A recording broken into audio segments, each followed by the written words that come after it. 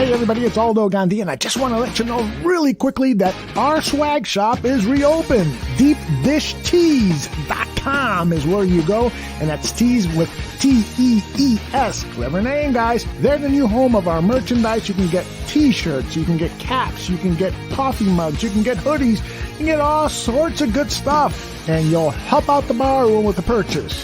So head over to DeepDishTees.com.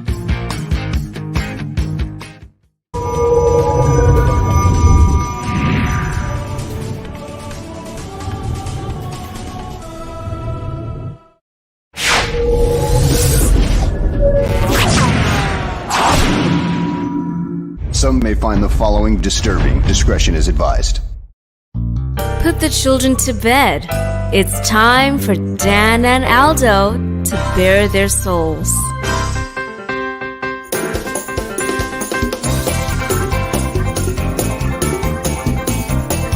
I love the Chicago Bears more than I do masturbating, and that is a lot.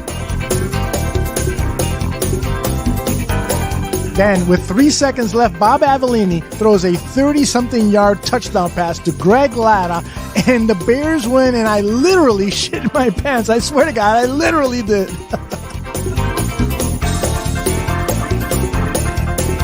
Eric Kramer, for me, I love the guy. He's a tragic figure. I mean, he embodies all that is. If they don't run the ball here, I'm going to vomit. I swear to God. Look, I don't mean any disrespect. He just didn't play that well. Not for a guy of his caliber. You know, they won, but I'm going to be miserable all week because they stunk. I don't really have any recollection of that at all, but I guess perhaps I blacked it all out.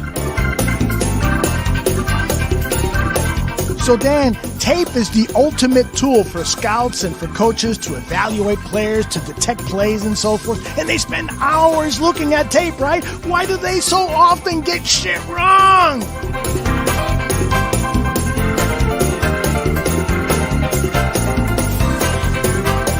Ladies and gentlemen, Dan and Aldo.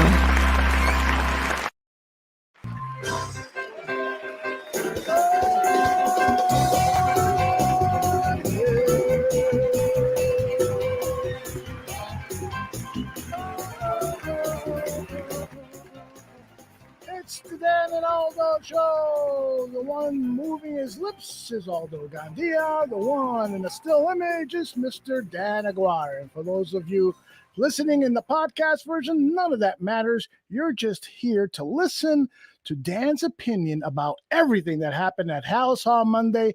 Dan, I take it that you were one happy motherfucker. Absolutely. And I want to say this, and I'm going to preface it by saying I'm not the most intelligent, most loyal Bears fan or any of this. I'm not pounding my chest saying I'm the right and everybody else is wrong. I'm not trying to say that. I'm right. Everyone else is wrong. But please go ahead. But from afar, I don't understand everyone bitching about the McCaskies.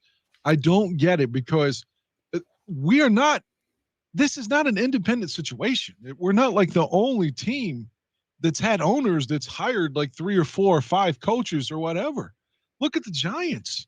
The Giants have been a shit show the last decade, and they've got 4 Super Bowls. So it happens to everybody. But like, I can't handle. Oh, we're going to be back here in 3 or 4 more years, and the George is going to be trying to hire somebody else again. Guess what? He's the fucking owner, and he doesn't want to give up the team. And you know what? At least he fucking gives a shit. Like, again, is he perfect? No. But did he talk to us when we saw him in Cleveland? No. But I think like Jacksonville's got that rich guy, Tony Khan. I mean, look, he just spent all that money on the fucker from Ohio State and Florida, and they already fired him. How many coaches has Jacksonville had since Tom Coughlin left?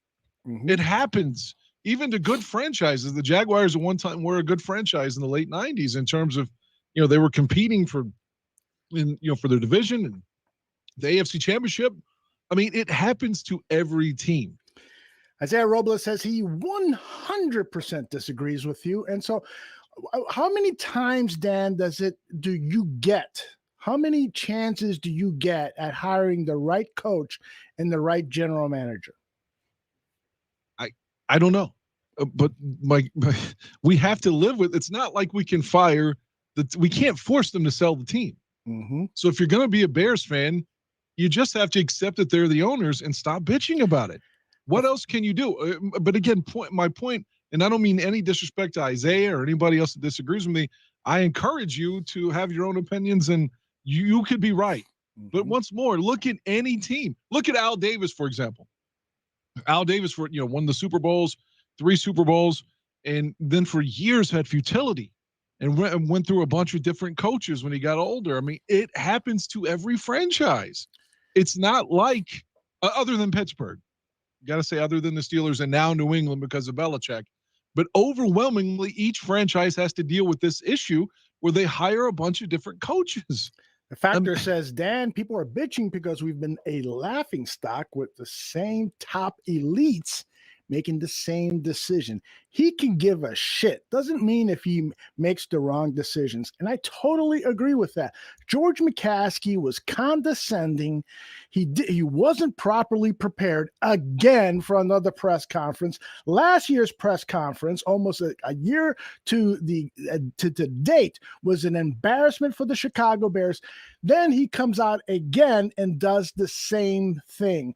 I posted something on Twitter that at the very least, they could have had the optics look better. He could have had Bill Polian there. He could have had the 2 African-American people who are now joining in the search, people who we've never heard of before, people who the Chicago Bears have never let us know that these people are on the staff and that this is what they do and so forth. And if they had, they've kept it a secret because they haven't really let people know. And then talk about Bill Polian. Why wasn't Bill Polian there to answer questions? Why was it just George McCaskey looking like the guy yelling, "Get off my lawn," and then they got Ted Phillips secluded away in his own office to maybe they didn't even introduce him, but maybe make this visual representation that he's not gonna be involved anymore. He's just gonna be in his office over there jerking off to porn pictures of Arlington Heights and stuff like that. That was a fucking catastrophe, that press conference. Well, let me interrupt you and say by the way, did you see I watched it live, okay. Watched it all the way through. Okay. And I'm not disagreeing with the substance of anything you're saying. Mm-hmm. My point is to say that a lot of franchises have owners that hire multiple coaches, 4, 5, 6 coaches, whatever, over a span of owning the team. Because I just got so tired of hearing, oh, what if we're just going to be back here again with George, and how many coaches can he hire? He's the fucking owner. He can hire as many as he wants. He can, but after a while, it's not independent to the Bears. A lot of teams. Look at Buffalo. I don't care about those teams. I don't care. Look at Detroit. I'm just saying we can't be in a bubble and think that this only is the Bears. This is like the NFL. Every team goes through that for the most part, is what I'm saying. He's not going anywhere. So if you don't, not only you in second person, if you don't want to support George McCaskey, then why are you a Bears fan, is what I'm saying. Like, there's just so much bitching about, George is the owner or Virginia or Ted Phillips. I mean, to me, it was a good day. The press conference, didn't go the way he wanted. I confess that, and I'm not a George apologist, but look, man, he got rid of Ryan Pace. He got rid of Matt Nagy. If we were sitting here last Tuesday and I told you for sure, Aldo, Tooch, let me tell you guys, I've gone to the future. I've come back. I've Michael J. Fox this shit. And I'm telling you, they're both gone. We'd have sat around saying, oh, that's fucking good. That's good. So be happy what we got. We have 2 guys that we wanted gone. See, I don't quite agree with your approach on this. And again, your opinion is as valuable. Of course, as mine. That's the fun of the show. Absolutely. But what I feel is that the Bears made this decision because we've been grumbling. We've been grumbling for years now. Dan, we watch a game together, you from West Virginia, me from Chicago, and you're texting me, I'm fucking sick of this shit. Goddamn bullshit. We get onto social media and we bitch and we moan and so forth. You don't think that that's had some reverberation all the way to Halisaw? Because I truly believe that it has. It is fan discontent that has forced the Chicago Bears ownership to make these moves. They would have kept their son Ryan Pace. They would have kept their nephew Matt Nagy if it wasn't because us fans made all this noise, and so we have to continue to point out their But isn't that a good thing, though? Yeah, it is a good thing. But we need to point out their ineptitude at making the choices of leadership. There are ways that other football franchises are making decisions now, much more progressive, innovative approaches that the Chicago Bears are not employing. And so we need to voice our opinion and to complain and to stomp our feet, because if we don't, they'll continue to make the same mistakes over and over again. We don't even know who they're going to hire yet, though. It could be a slam dunk. It could be. It could very well be, but they're off to a bad start because that press conference. Now they're off to a good start in that they finally made the decision to get Ryan Pace out of here after 7 years of mostly ineptitude. A 20 games under 500 when you include the 2 playoff losses, only 1 division title. I mean, the record of his ineptitude is long, and people can point, well, he drafted this guy, well, he drafted that guy. Well, I can use Dan's argument there that owners make mistakes. Well, GMs luck into making a good first-round draft book. How hard was it to draft Roquan Smith after Quentin Nelson was drafted 2 picks earlier by the Colts? That was a fucking no-brainer. So that's the only one he got right. Yeah, other pretty than much. Fields, we hope Fields is right. Yes, exactly. So, there's just so much ineptitude here that it's fucking concerning, because I'm 63 years old. I'd love to live through one more Super Bowl. And right now, if they don't get a slam dunk, if Bill Polian and George McCaskey and everyone else involved in the search committee, if they don't get this right, then we're facing another 4 years of mediocrity, or maybe worse. And no Super Bowls, and I'll be fucking eating my food through a straw, wondering, what is that game on TV? Those guys hitting each other. Oh, I remember, it's football. I don't want that. I want us to win a Super Bowl championship while I still have most of my senses, and I'll drink to that. It's my dream. It's my dream. Like when we won the championship game in 06 to go to the Super Bowl over New Orleans, I cried. Like you cried after the Parkey miss. I cried when we win. And, when we won that game to go to the Super Bowl, it was my dream. I was only 5 when they won the Super Bowl. So it's like I've seen it all in retrospect. I didn't see it through the eyes as an adult at the time, So it would be amazing. It's my dream. It's like I said, I'm one of those Cubs fans. I'm afraid I'm going to be like someone's grandfather that lived, 100 and then they died. And they died before 2016. I feel like I'm going to be one of those guys. I hope not. So everything you're saying, I agree with. And I'll digress from the point, but my thesis was there's so much like just complaining about the ownership and the fact they've hired several coaches. And it's like, that's not unique just to the Bears. I get we want to win, and I'm right there with you. But there are a lot of people are acting like this is only the Bears that go through this. No, and I totally agree with you on that. I mean, a lot of times we look at things through a narrow lens, and we don't realize the other ineptitude going on in the NFL. You're absolutely right. But like I said, I don't give a fuck about their ineptitude. We should be taking advantage of that. The fact that we ended up in 3rd place when our roster was definitely better than the Lions. And everybody has a better roster than the Lions. But they beat Green Bay Sunday. They did. You know why? Because Green Bay didn't give a fuck. They had clinched everything. Home field advantage throughout, so they didn't give a shit. But My point is that I forgot what my point is, but never mind that. I want to say something about Johnny Santucci, who is behind the stage, directing the show, putting up the comments and so forth.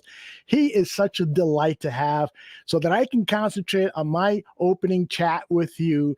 And I really can't wait for him to appear on the show in about an hour. John will share his thoughts about everything that's happening at Hallis Hall. He's got a lot to get off his chest. He's not a big George McCaskey fan either. And but let's talk a little bit now, Dan, about the media's approach or Potash, pardon me, Potash was on fire. Yes. Oh fuck! I forgot to lay down that what you call it. Tell me about Mark Potash. He was asking, like, I don't remember the specific questions, but every one of them that felt like it could be, ooh, do you have the balls to ask this one? It was always coming from Mark Potash about whether it be, you know, I don't remember if he asked the Olin Kreutz thing, but everything he asked specifically was like a fucking jab. Mm-hmm. Yes. It's almost like he definitely was. He's not a coward. I can tell you that because he was asking some tough questions. There was some questions like the press corps would ask the president back in the day. Well, you know, and like, that's what it should be. Like Greg Gabriel said, I did Greg's show yesterday, and the first thing he says, that fucking media, what a bunch of bozos and so forth. But Greg, that's their job. It's their job to be an adversarial media. They didn't get on that Zoom call to jerk off George McCaskey. They got to ask the tough questions. Yeah, but they don't know how it works in the inside. Well, guess what? Then tell us how it works on the inside. Make a better presentation so that the media can get off your back.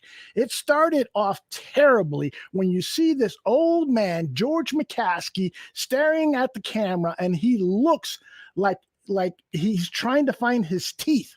You know, so it's awful. And speaking of Potash, I want to get this out right away because I posted up on Twitter the James Daniels thing. Yes, and maybe I'm overreacting to this, but James Daniels had a Zoom call. It wasn't really a Zoom call. Well, it was a Zoom call, but there wasn't any video available on their YouTube channel. I checked chicagobears.com, so there was only audio available that came through WSCR radio, the 670 The Score. And so Mark Grody brought the audio of Mark Potash having a conversation with James Daniels. And I just thought that James Daniels sounded stupid, man. I really, really did. So I'm going to play it for you guys. And where did you extract this from? Where did it air? It was on WSCR radio. Mark Grody, the Bears beat reporter for WSCR 670 The Score, went on the Parkins and Spiegel show and brought the audio tape from this conversation. And they had a multiple clips. I just whittled it down to a couple of minutes to get the gist of James Daniels. But there was more of that, and you can go to their website, 670 The Score's Audacity website, where they've got the podcasts of all of their shows, and it's good listening. They're doing a good job over there, just like ESPN is. I know a lot of people are critical of our Chicago sports radio stations, but I'm not one of them. I think that for the most part, they're doing a very good job. But here is Mark Potash interviewing James Daniels. And the gist of the conversation is, do you prefer Matt Nagy's buddy style of head coaching, or what is the name of the coach at Iowa? Tooch, pop in here and tell me what's the name of the coach at Iowa. LaFrance, I believe it is, the head coach. Let's see. Tooch? His name is Kirk Ferentz. Kirk Ferentz. So he's asking him, what do you prefer? Because Kirk Ferentz is a fucking ball buster. No nonsense. You get the job done. This is so he's asking Daniels that, and Daniels is struggling with the question. So here comes. And by the way, the chatter that you hear underneath the interview is the guys over at The Score. I said, if Nagy made it fun, you said Nagy made it fun for you, but you didn't win. So if Nagy made it fun and you didn't win, and Kirk Ferentz, was kind of more of an old school guy, and at Iowa you won, do you think the Bears need does the more old school approach win? Do you think that's what the Bears need? Is something more old school and a little bit different because obviously. I mean, that's actually so. It's that question's kind of funny because I see personally. I mean, I don't do media a lot, but I have a feeling like I know what kind of answer you're trying to get out of me. So first, I do think that's kind of a funny question. But secondly, I mean, it depends. Explain what do you mean winning? I don't. What are you trying to say? What's your what win percentage are you talking about is winning? That's my question. Did you feel you had success at Iowa? Were you a successful team at Iowa? It depends. I mean, what do you feel? I mean, what do you depend? I mean, Nicholas is he went to Iowa, so he would probably know more. But I mean, I'm asking you. So in college, I guess in college would be going to bowl games, and the NFL would be going to the playoffs. But the thing about college and the NFL is in college you go. I think you only need minimum 5 wins to make it to a bowl game, and so therefore you play 12 games. You win 5 of them. I mean, I'm not too good at math, but I believe that's 45% win rate, right? Right. So if you have a 45% win rate in the NFL, what are you? What's your record? A 45% win rate. You're yes. like 7-9, I guess. Or is there any 7 and 9 teams that make the playoffs? Not generally. So how can you say being successful in college is making? I'm just saying how can you say being successful in college is making a bowl game if you literally just said that a 45% win rate can't make the playoffs? I mean, this season, you get what I'm saying? That's Kirk Ferentz has won more than 45% of his games at Iowa, though. I'm going off of your question. That's what I'm saying. I think Kirk Ferentz is more successful at Iowa than Matt Nagy was with the Bears. Do you agree with that? Oh yeah, because Coach Ferentz. That's what I'm getting at. I mean, because Coach Ferentz is the longest tenured coach. Because he's good at what he does. That's the point. Okay, Dan, tell me what you think there. I think maybe he doesn't want to. He knows that, like he said, he knows where Potash is coming from, what the answer he wants. So he doesn't want to call out Matt Nagy. So I guess props to him for that, because obviously Potash wanted him. He was framing it to say, oh, yeah, the old school approach was successful and Coach Nagy wasn't. But he didn't want to do that. So he got into a disingenuous debate about nothing. He just changed the subject and no. What do you mean by winning percentage? And what do you mean by winning? And he just fuck. It was we were on a Tucker. It was just completely avoiding the question. I don't know if he sounded unintelligent. I wouldn't go there, but I thought that he was adversarial just to avoid burying Nagy. And so that's fair. So maybe I'm being too rough on James Daniels, but I just feel that to just skirt around the issue, because the basis of the question that Mark Potash is asking, and Steven Zimmerman is saying that he thinks Potash was being unfair. Put that back up there. Would you? Here it is, Steven Zimmerman. Would you basically ask a dude to burn his whole coach? This is a bad job by the media, not Daniels, in his opinion. See, I disagree.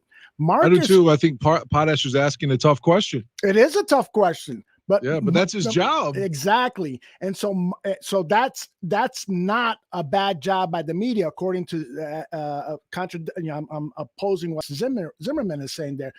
What Mark Potash is trying to get at is, do you want a coach that is buddy and everybody's having fun and you're not making the playoffs?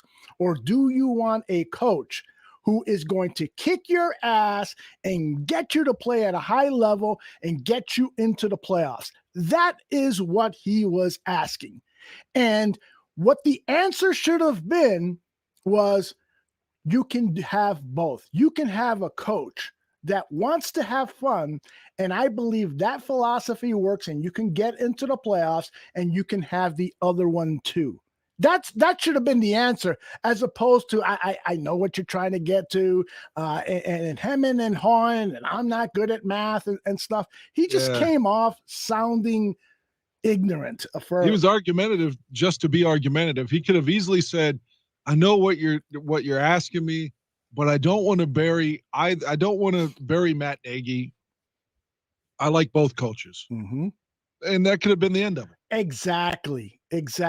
All of these guys, starting with George McCaskey on down to Jalen Johnson and James Daniels, every player. The only one that I can think of that doesn't need media training is Nick Foles. Nick Foles always seems to know what the right thing to say is, because he's a veteran and he's very good. But I think his big dick talks to him too. Exactly. I think that has a lot to do with it. It's like a ventriloquist effect. I'm just a big media training kind of guy. That's my background in corporate America. After I left the CBS station here in Chicago, I went to work for corporate America, and I did a lot of work consulting on how to make people work well. I even did it before CBS. I worked for an oil company once. Dan, you'll get a kick out of this. And we used to do scenarios where we did these interviews with guys who were like leaving the washroom, and we do what's it called when a bunch of cameras just walk up to you and start interviewing. I like the Jesse Waters thing on the O'Reilly Factor. Yeah, exactly. There's a name for that. Ambush interview, right? We would do these pretend ambush interviews. So we would be holding these conferences, and there's all these executives during the break, and then my job was to go in with a camera crew and say, hey, what is the deal with the oil prices, and they're so high and so forth, and try to catch people off guard so that they would get more comfortable answering questions when they're being ambushed. So media training is important for all sorts of things. The fact that James Daniels goes on there and says, I don't do a lot of media interviews, that is an issue, I think, with the Chicago Bears. They should be teaching their players to be better able to answer questions from the media. And there's just some basic things that can be taught to these guys to get out of that whole Mark Potash thing. Like I said earlier, it's a very simple response. We can win with both. Next question, Mark. That's it. George McCaskey, you'll hear in the media interviews, he just talked for too long. He provided too much non-information. He's babbling along. He throws Olin Kreutz under the bus. He says that he's a fan. He's not an evaluator, yet he's going to have the GM reporting to him. These are all things that could have been avoided with proper media training. It's that simple. I got a couple things to say then on based upon you going to the press conference. For one, I love that George called out. I don't remember the scenario. I know what you're going to say. The fact that like Jalen Johnson let the receiver catch the ball and then get up and didn't touch him on Sunday. Mm-hmm. And that happened in the Rams game. He's like, that happened opening night. And then it happened in the last game of the season when he called out like things that were unacceptable. Mm-hmm. I was like, yes, that was great that he used something else too that I remember thinking, because I had just woken up when I was watching this on mm-hmm. Twitter, but there was something else. He called out two scenarios that basically was a nice guy approach of saying that Nagy wasn't holding anyone accountable, and I agreed with it wholeheartedly. The Olin Kreutz thing, my take on that was, I felt that George got mad there, mm-hmm. and I could be wrong. I don't have any inside information, mm-hmm. but at first he was like, I'm going to take everything he says with a grain of salt. And then he goes, well, you know what? That was taken out of context. And he said it like in a pissed off kind of mode, I thought. So maybe there was more to it. Like I said, maybe there's like a large portion of the story that would like, oh, okay, I get it now. And I think from his perspective, that's the way it was. And I'm not trying to defend McCaskey, but if you watch that, he seemed to get really angry with the Olin stuff. So there must be something there. like you said, usually that's been taken out of context. Yeah, but he was smiling through part of that, and I actually, in the media clips, I included that soundbite to give context to when Olin called into the Score Sports Radio to explain his side. I included that little clip of George McCaskey answering the question about Olin, and you will hear some long pauses by George McCaskey as he's trying to find the right words to respond to that question.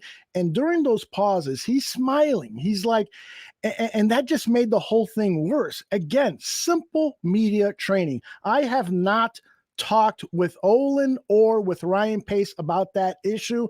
I will look into it. I've been pretty busy the last couple of weeks since Olin said that, so I haven't had a chance to address it, but I hope to talk to Olin very soon about it. Boom, done. The fuck is wrong with these guys? This guy's a multi-millionaire. He's got billions of dollars. He can't fucking answer a question that simply?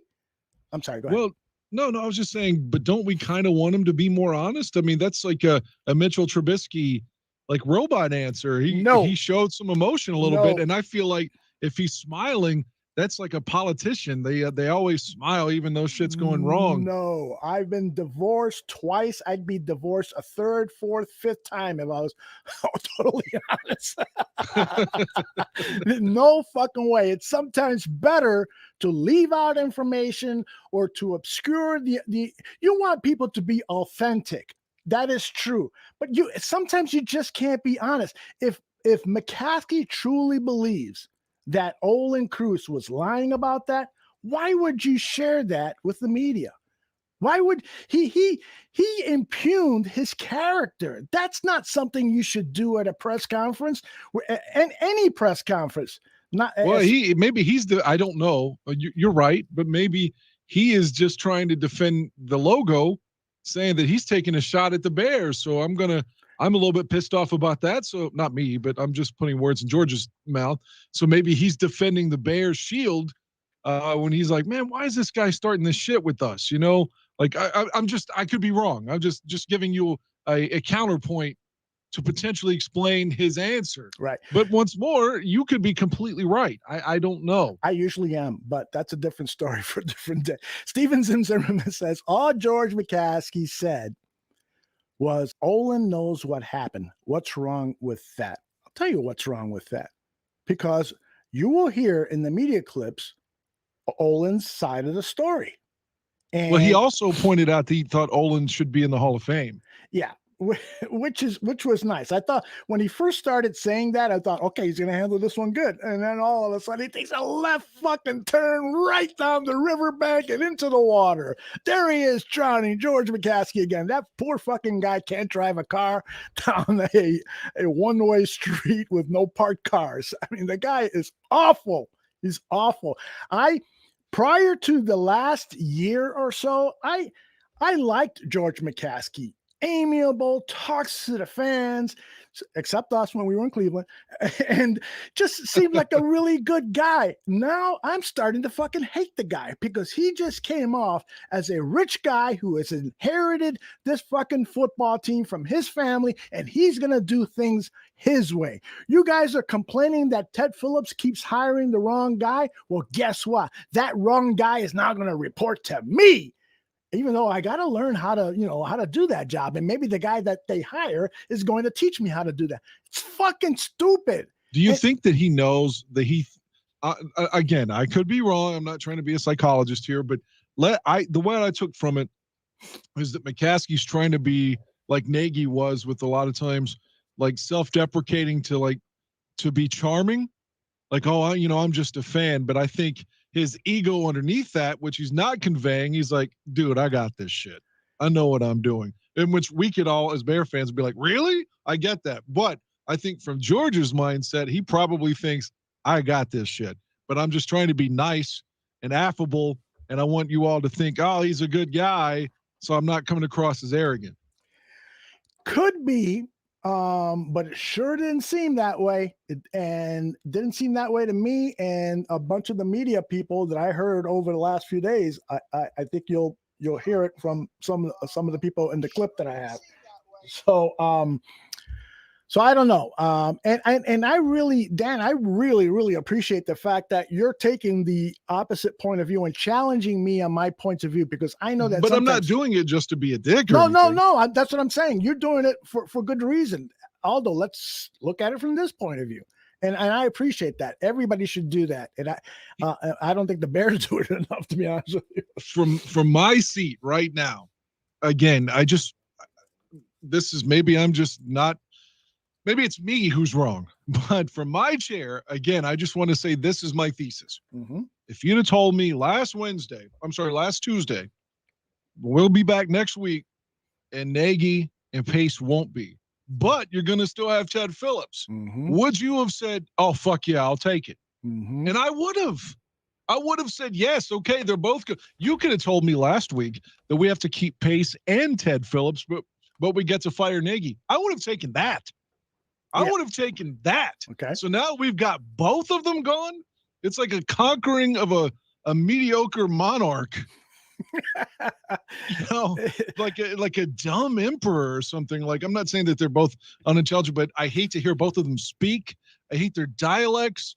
I don't like their decision making. Like Nagy, 4th and goal from the half-yard line. We've got David. Well, you know what? We're going to be in a fucking shotgun, and Dalton's going to get sacked. Mm-hmm. They should have blown Minnesota out. Mm-hmm.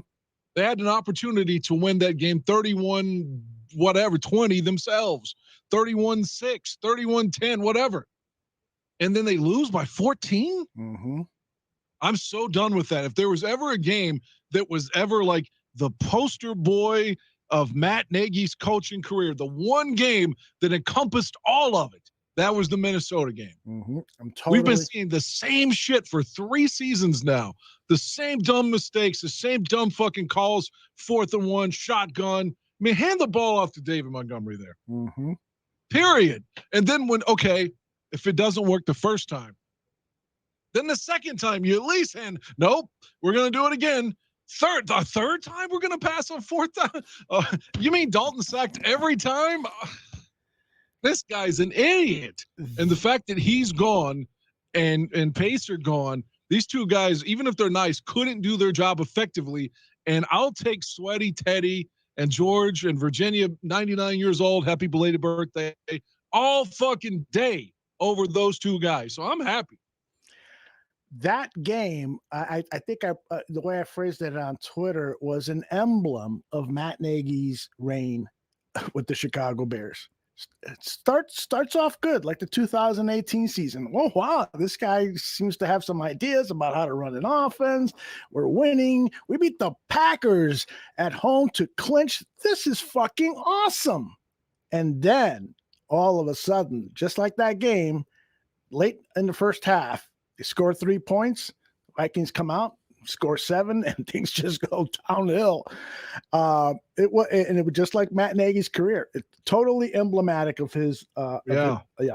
Hey, I agree with you. And Dalton has no arm left. He can't come back. They cannot re-sign him.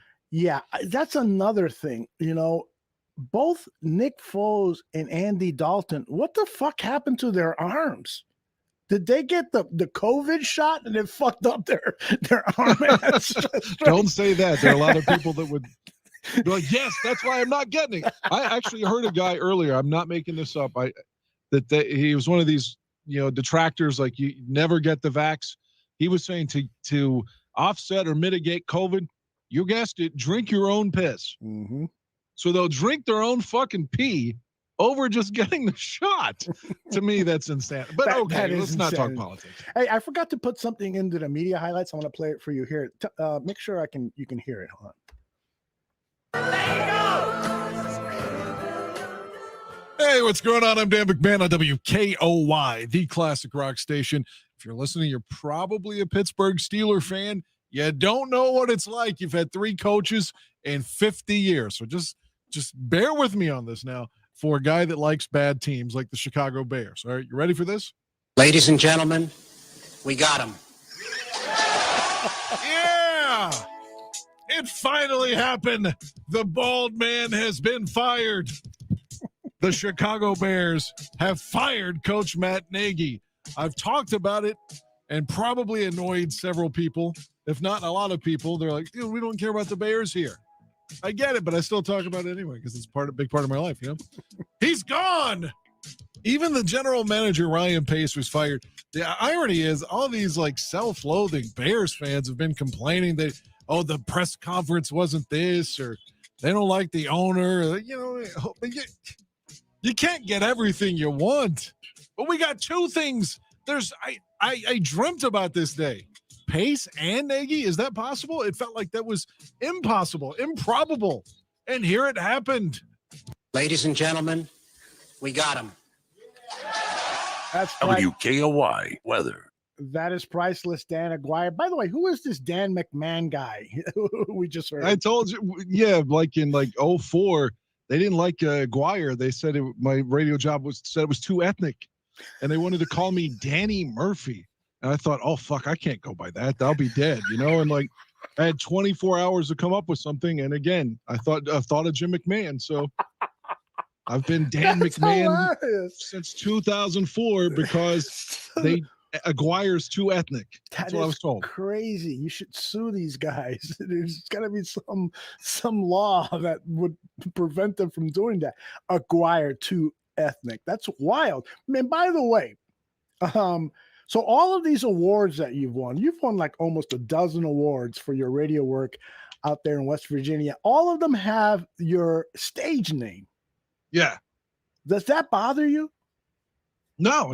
I mean, I feel like I almost wish I could tell them on air now, this is just my gimmick or whatever. But I gotta just play the role. That's it's my radio name. It's cool. A lot of people have handles, that aren't really their legitimate names. If you get a job at a different radio station, will you go back to Aguirre or keep McMahon? No, I've been at different stations. Using McMahon? Yeah, well, I've been here twice at the cluster I'm at now, and that started at another station back in 04. Holy shit. So I just kept using it because they liked my work. Yeah, Mo Bierman says a lot of radio guys do that. And I guess that is true, but I thought it was more true in yesteryear than present. Nowadays, everybody wants to hire ethnic sounding names. Years ago, if I would have sent a resume to a radio station, they would have said, Aldo Gandia, throw that in the trash. I can't even pronounce that name. That's why I acquiesced, because for my whole life, people have called me Aguirre or Aguirre, which again, that one's cool. That's what her name used to be, I guess. But Aguirre, all these different things, and my name's always been misspelled. They would spell it like acquire, like I was acquiring a blowjob tonight. They always would put a C, a Q, all I was like, fuck, I can get away from my name being what is that, and how do you spell that? Okay, I'll go with McMahon. That is hilarious. Well, that was a great hit, and I love that you thought of putting in that sound of "we got him," because that's what I legitimately thought. When I woke up, I didn't know. The first thing I saw was in the group text, and Tooch said something like, "Danny must be asleep," because I have, he hasn't commented yet, and that's the first thing I read, and I was like, "Oh fuck, what did I miss?" I started going through it, and when I saw it, I was like, I didn't even know about Pace yet. I just saw that Nagy was gone, and that's the first thing that popped in my head was, "Ladies and gentlemen, we got him. He's gone." That is. I'm sorry. He might be a great guy. He might be a great family man. That's all, separate. My malice is toward his coaching decisions, not his character. Or he is a man. But as the coach, he was inept. I'm sorry, he was. No doubt about it. And what I'd like to do now is play the media clips, because some of the things that we've discussed already have been discussed by the media, and I want your reaction to some of this stuff, and the people in the chat room to react to some of that stuff. And then there's a couple of things that perhaps you have not heard and people have not heard. So I want to share that with you now. It is about, I want to say 23, 24 minutes. So without further ado, this is the Dan and Aldo media reaction sound bites for January 11th, 2022. Here we go. We are back on Get Up, and we have breaking news. And for that, we bring in our NFL insider extraordinaire, Adam Schefter, as there is a lot of news from the NFL today, as expected. Shefty, what do we have? Greeny, a busy morning in the NFC North. Moments ago, the Chicago Bears parted ways with Matt Nagy, let him go fired this morning. No surprise there. The Minnesota Vikings have fired their head coach, Mike Zimmer, and their general manager, Rick Spielman. So Matt Nagy's out in Chicago. Mike Zimmer, Rick Spielman out in Minnesota. The NFC North making a host of changes this morning, none of which come as any terrible surprise here when we look at it. Matt Nagy met with Bears ownership this morning at 7 a.m. Central. Then they called a team meeting that may still be underway as of right now. That was scheduled to begin at 8 a.m. Eastern, where Matt Nagy was meeting with his team. And I would imagine, I don't know that officially, Greeny, that he informed them at the meeting of what had happened today, that he had been let go. And I'm sure he thanked them for all their time and services. Now the Bears face a big decision going forward as to who will be the head coach. And I think a lot of people wondering about the general manager, Ryan Pace. No official word yet. My understanding is, I think the sense was that he was going to be retained, but that is not official. Hey, Jalen, Ryan Pace drafted you. What did you think? What was your reaction when you heard the news that he was fired? I mean, I was shocked. I just found out probably 45 seconds before I got in here. So, at the end of the day. We have more news coming in as we speak. The Chicago Bears have just fired their general manager, Ryan Pace, to go along with Matt Nagy. So Matt Nagy's out as the head coach. Ryan Pace is out. In the NFC North, the Bears have swept out their head coach and GM, and you can see it's already a very busy morning in the National Football League. At the end of the 2020 season, we had a decision to make. Matt's one-loss record was well above 500, and we have been to the playoffs 2 out of 3 seasons, but with 0 playoff wins. We felt that Ryan and Matt had earned the opportunity to improve upon the results of 2019 and 2020, that continuity was the best route to positive results. Unfortunately, it didn't work out. Over 4 seasons, we beat the teams we were expected to beat. Too often, though, we didn't beat the better teams.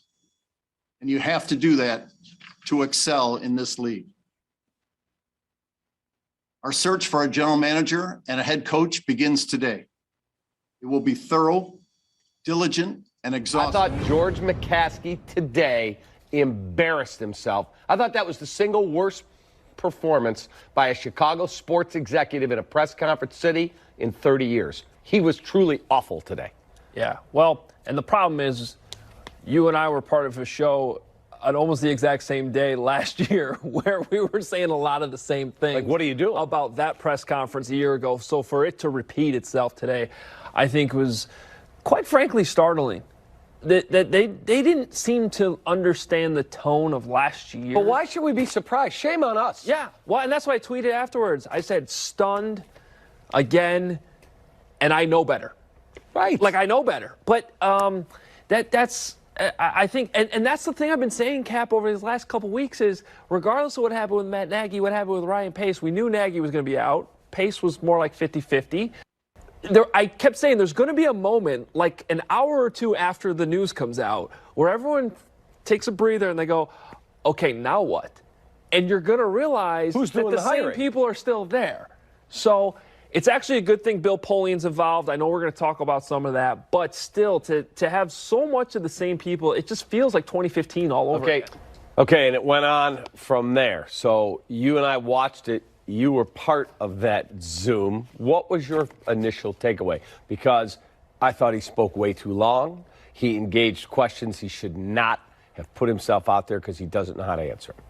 Well, like he just said, his mom said disappointed, but she's on the board, and the board says, run it back. You still have our approval, and then Ted's still involved, even though the GM's going to report differently, which I don't actually know if that inspires much confidence. One part where I thought was not a great moment for George today was when he went into how I'm just a fan.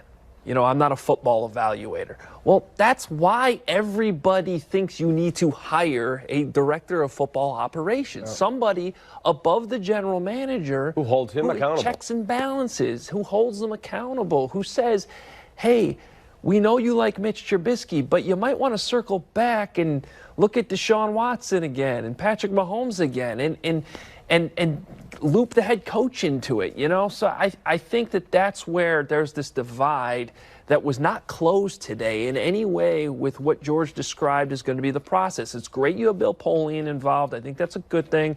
I think Soup Campbell being involved is a good thing because he really understands the players. But once you get the new GM in, what's going to be different? It's really just like a prayer that you're going to hire the right guy this time. Did he surprise you yesterday? Was there anything you heard that kind of raised your radar a little? Probably a handful of things. You know, I don't know. When George says he's not an evaluator, okay, well, that's one lane you can pick. But then he's the ultimate football guy there too, because the GM's reporting to him, and it sounds like he's hoping that the new GM's going to kind of help him learn in this role over all of football operations.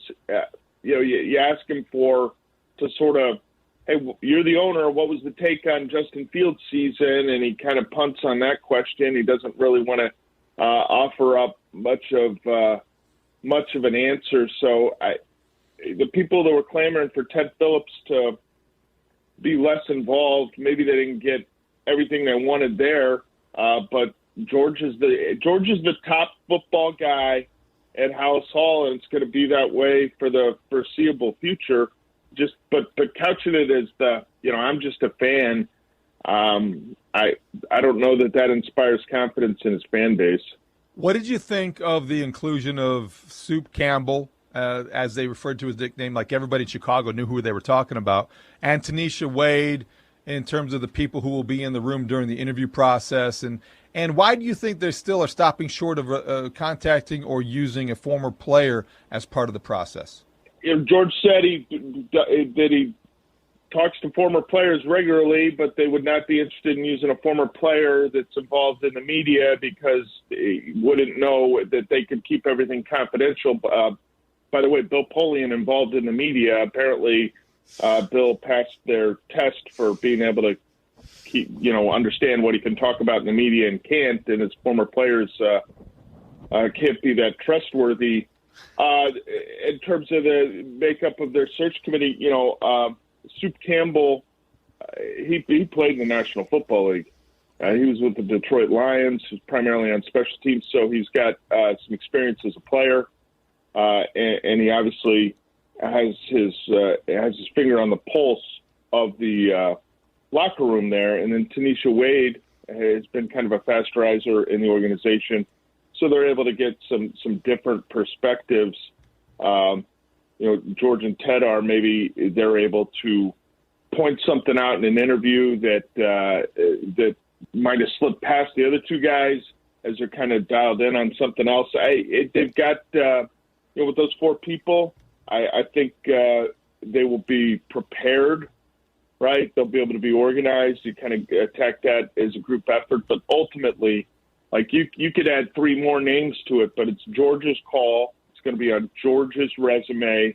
It's going to be on George's record, what these new hires do. And George's record in these last 11 seasons, as he's been the chairman, hasn't been satisfactory. George, Olin Kreutz told a story the other day about how the Bears offered him essentially somewhat of a consulting role with the offensive line for $15 an hour. Were you aware of that offer when it happened, and what was your reaction whenever you were aware of it? I've learned over the years to take just about anything that Olin says with a grain of salt, and I look forward to hearing that story again and hope he includes it in his Hall of Fame induction speech. So you're saying that it's not true?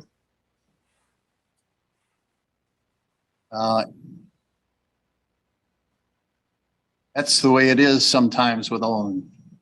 Don't get the whole story. And Olin knows what the story is. I'm not surprised, guys. Honestly, I'm not surprised. I think what George was trying to tell you there at that point of the press conference was that he doesn't like me. All right, George McCaskey, I guess he doesn't like. And I know I've had some run-ins with George, to be honest, in the building when he was in charge of the ticket office. I remember there's a young linebacker, I won't mention his name, but had his shirt off at the ticket office window, and George started yelling at him, and me and George started yelling at each other. So, I understand that George doesn't like me. He's telling me that he doesn't like me as a person, and he doesn't think I'm a good person, and he thinks I'm a liar, I guess, right? He doesn't talk to me since I left the building in 2010 or 11, played 190 games for that team, was their team captain for 8 or 9 years, won 4 or 5 Piccolo Awards while in the building. So he called me a liar, and that's fine. I immediately, because now I'm thinking to myself, man, maybe I got the story wrong. So I call Harry Heastan, and he confirms the story to me, and I called Ryan Pace, and I talked to Ryan Pace about it because that's what guys do, right? Guys who are leaders, guys who are in charge, guys who are worried about their character, they call people and actually talk to them. And what George McCaskey should have said right there, because maybe the story didn't get to him, what he should have said is, maybe I need to talk to Harry and Ryan about what happened with Olin. Maybe this was a misunderstanding. If he had any respect for me, he would say that. I have respect for them and the organization. So what I actually do is I actually call people who are a part of the story instead of calling somebody who spent that long in your building, who played through injuries for you, who spent that much time trying to win football games for you, who now is a father of 6, who coaches kids in football, who does all these things, who now is 44 years old, who now you haven't seen in 11 years, instead of calling the guy a liar and everything I say you take with a grain of salt. If that man would have said that to my face, we would have had a problem.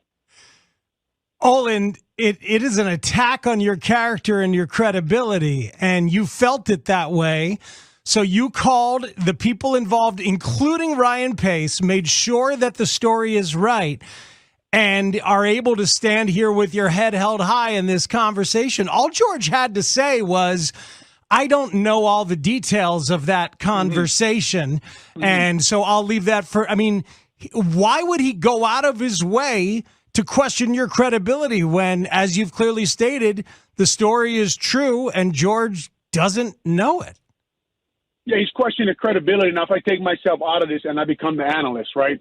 The last time I played on a football field for the Chicago Bears for George McCaskey's football team, I tore the Liz Frank ligament in my foot in the third quarter of that game. I told the Mike Tice on the sideline that I thought my foot was broken. He said, Olin, can you finish the game for us? I said, yeah, I'll finish the game knowing I was going to become a free agent, knowing that I was in my 13th year in the NFL. So I played through a torn ligament in my foot. Now, George would tell you this story you got to take with a grain of salt because we all know Olin's a liar, right? That's what George would tell you about this story I am telling you right now. But I flew to Indianapolis, went to see their foot doctor, he had put a boot on me for 5 or 6 months. So I can prove these stories just like I can prove the story by talking to Harry Heastan that I told about the $15 an hour. Ryan Pace told me, obviously, first time I talked to Ryan Pace about the story. He told me a little different version. Obviously, there's 2 sides to every story, but he said the offer was made, but it was a standard offer that they would make to people that would go to camp. It's all George had to do is to look at the story a little bit and just say, man, there's our side and there's Olin's side and there's a misunderstanding here somewhere, and maybe we'll talk to Olin about it one day since the people in that building do have my number. But instead, he went out there and said that about me. Let me tell you something right now. I see it this way. If a guy like George McCaskey doesn't like me, that is a win for me. As someone who was a friend of Jeff Dickerson's, I did not appreciate George McCaskey using his death and JD's son Parker as a jumping off point for him to wag his finger at people who were mean to Matt Nagy. Number 2, I've known Olin Kreutz for almost 25 years. I had the opportunity to cover him. Olin is a lot of things, but he damn sure ain't a liar. And the fact that George sat up there and called him one is ridiculous to me. There are plenty of questions about whether or not Bill Polian should be in the room, and they are legit questions. And the fact that you're bringing in someone that you feel comfortable with because of their proximity to you and your age, and him relying so much on Bill Polian's book to help shape what should already be an education in football after spending almost 80 years in football is ridiculous. If you don't have the ability on your own through years and decades of owning the team and running the team to conduct your own search, if you don't have the contacts that you've developed with coaches and general managers and others around the league, where you don't feel confident coming up with a slate of candidates, interviewing them, and knowing who to pick and not to pick, if you have to hire a consultant to do that, then you should just sell the team. You've got no business being in the business. If you can't, because it's not all that complicated if you're truly in the business and you know what you're doing. You can put together on your own a list of the people that you should be talking to, and then you go talk to them and you make the decision on your own about who you believe is in the best position to run your team. Because when you hire a consultant, you are bringing to the table that person's biases, prejudices, likes, dislikes. You're going to hire one of his friends, one of his cronies, one of his friends' kids. You're buying into that narrow-minded view of how a football operation should be run, because you're basically abdicating your decision to a guy who's only there for the purpose of making that decision, and then he's gone. See, it's not on him. How many times has it ever happened, Chris, whether it's, and we can come up with the list, it's Bill Polian, Charlie Casserly, Ron Wolf, Ernie Accorsi. Yes. How many times is there ever any accountability for one of these consultants who come in and force their candidate onto a team, and then that guy sucks and gets fired? Do we ever have a scorecard of, boy, let's see how Bill Polian's recommended hires have done when he works as a consultant? No, it's the perfect gig. They're going to pay you. You get to play kingmaker, and then whoever gets the job is indebted to you, so they have to take your calls and answer your texts, and you get to play puppet master a little bit. I get to tell them what to do. I get to feel like I'm still in the game. Look, I would not do that. If you want Bill Polian involved, George, if you want him involved, hire him to be your team president and have him stay there after he hires the GM and the coach, so he's accountable for whatever mess he makes with whoever it is that he pushes on you to hire, so he can repay some debt or build a new debt where somebody's going to owe him something. It's a huge mistake. I beg any owner out, and none of them are listening, but any of you that are, never do this. If you can't hire the guy on your own, sell the team. You can make good money right now by selling the team. You're better off doing something else with your time if you can't figure out who to hire as your GM or your head coach without hiring an outside consultant. No, I mean, I agree with that. I'm not a fan of the outside consultant type of thing. You explained it right. That's exactly. We just see that too many times. I bet you if we kept a scorecard, we'd go, oh, it didn't work out for the consultant more times than not. I mean, again, I actually want to sit here and think about it and go, like, in fact, I can't really remember many times where it ever really did work out with this type of scenario. We would know if it did because they would be pushing it. Hey, right. Bill Polian's recommended coach and general manager has won 2 Super Bowls now. Yeah. We never hear it. No. So it means it didn't happen. No. You guys believe that if the right guy is out there, whoever that is, Jim Harbaugh to some college dude to Leslie Frazier, that they will look at Chicago and go, George McCaskey, I'm out. Or, hey, they're going to turn the keys over to me, and they are pretty loyal. Yep. Yes, I have to deal with some of their naivety, but I'm going to take that job at Chicago. I think it's a prime job. I mean, you got an owner that's not going to be sitting in your office with his feet up and saying, why did we run that? You know, I've been there before. And you got obviously one of the best football towns in America, and you got a quarterback that's got a bunch of ability. I think it's a prime job. Yeah, I agree with you. I think for all the faults we talk about with the Bears, anybody who's going to be walking in there and doing one of these interviews is going to look at it exactly the way you said it. I'm in charge. I have all the power, and I have Justin Fields. Okay, when George said, if we interview the right coach, we'd be willing to hire him before the GM. Do you believe that? Do I believe they do it? Yes. Do I think it's the right thing? I would just be real careful. I mean, just from the standpoint that I have been,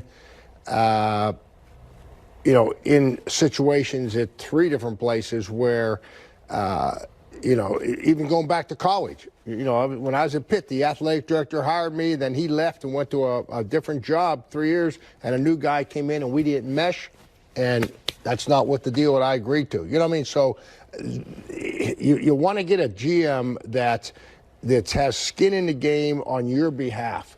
and he's going to stand on the table because you're going to have tough times. I don't care who the coach is. It's going to be ups and downs, but you need that GM saying yes, because every one of these GMs that interview, and this is an important point, every GM, just like a coach, when I went in and interviewed for head coaching jobs, whether it was here, the Dolphins, wherever, I knew who my offensive coordinator was going to be. I knew with the Dolphins I was going to hire Chan Gailey, and I knew who I was going to hire as my defensive coordinator, Jim Bates, out of the Cowboys. So I had a plan. Well, when they interview GMs, guess what? It's the same thing. Who's your coach? That GM has a coach in mind, or two or three, and now all of a sudden he's going in where the coach is already there. It might work. It might work. It might not. But the first time that there's a crack in the armor, all of a sudden is that guy thinking, well, my guy would have been better. You know, that's the only thing that makes me a little bit uncomfortable with. Unless the coach has a say in who the GM is, if it's a high profile. Well, and that's what I was going to say, because if we're talking about Jim Harbaugh here with his history of what happened in San Francisco, you probably want to hire him first to make sure whoever you hire as the GM is compatible, and he probably deserves that say. That being said, with the structure being what George explained, if you have any type of power struggle there, who's overseeing that? I mean, that just muddies the waters even more. This whole head coaching thing with the Bears, again, what I'm going to ask you, Cap, is we keep hearing this whole thing about the head coaches. I want to hear the general managers. I want to hear that list. Ed Dodds is a guy who's turned down multiple interview requests from different teams over the last few years, and some say he's one of the best in the industry to take the next step. And the Bears have requested an interview with I'll tell you the guy I like is Morocco Brown from Indy. Morocco Mole? Yeah. Yes, exactly. He's underneath Ed Dodds on their flow chart. He's got a lot of Yurko in him. If you've ever seen, he's got like the quick wit. He's got the quick wit, and he's not afraid to speak his mind. He worked for the Bears. He did when he was young. Does he got a flat head? He doesn't have a flat head. When I say he's got a little Yurko in him, he's got your personality. Well, he's got to be great. He's got your, like, he's not afraid to call guys out, and he's got the quick wit. I like him already. So let me ask you a question. From what I heard, Ballard loves him. Like, absolutely adores him. Okay, and so if Ballard likes him... Let me ask you, as I painted this picture to my partner. I like this. So Ballard, when he met with George, they were going to give him the job. And he said, I'm releasing Jay Cutler tomorrow. And I'm not reporting to Ted Phillips. Ted Phillips is out. He cannot have anything to do with football. Those two are non-starters for us. Chris? Okay, good. See you. Bye. And he left. And then he gets the Colts job.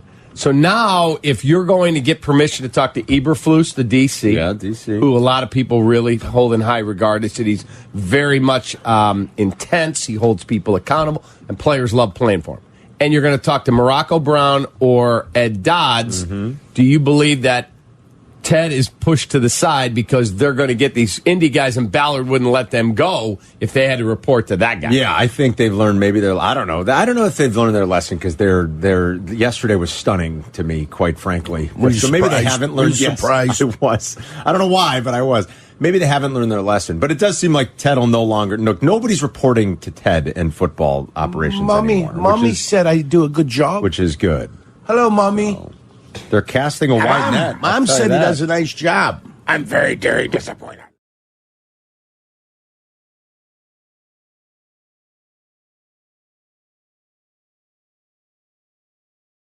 I believe him. His passion was, again, palpable through my ears. I've got the headset on, and he was the old school disposition of him came through, and he's like, if he said that to my face, I'd fuck him up. So I don't think he'd have all that passion if he were lying. So I definitely believe him after hearing that. And I just think, again, my opinion when I saw that was like, man, George doesn't like Olin. And I had no reason to think that other than his approach during the press conference. And now we know that that's true based upon the fact that Olin said that they shouted at each other and stuff. So, yeah, so I think that was, again, George just doesn't fucking like Olin, and it's mutual. So. Right. In my interactions with Greg Gabriel, he's shared a couple of stories about Olin Kreutz. And Olin, I'll give you one example. Olin is working out in the weight room with his teammates, and Greg Gabriel, who was an employee of the Chicago Bears, he was the head of college scouting. He goes into the weight room to work out, and Olin says, "Get the fuck out of my weight room. Get the fuck out of here." And Greg is laughing it off, and Olin goes over and turns off the lights. Get the fuck out of my weight room. That is Olin Kreutz. Very territorial, very confrontational, and we all know the story about what he did to Fred Miller. They were all out. I don't know if I should share this part of it because I'm not sure this ever came out, but they went to an FBI shooting place. What is it when you would go practice? Like a range? Yeah, for shooting range. And that's where they got into the argument. And Olin fucking knocked out Fred Miller, who was bigger than him, knocked his ass out. And because of that, Greg tells me, and Greg is probably going to get pissed off if he hears this, but Greg tells me that since that day, the FBI is not allowed to bring in guests into their shooting range because of that confrontation. I mean, Fred Miller had to be taken to the hospital. That's how fucking hard Olin Kreutz hit him. And Olin Kreutz weighing about 50 pounds less and 3 or 4 inches shorter. But Olin Kreutz is a bad motherfucker. You don't want to get on his bad side.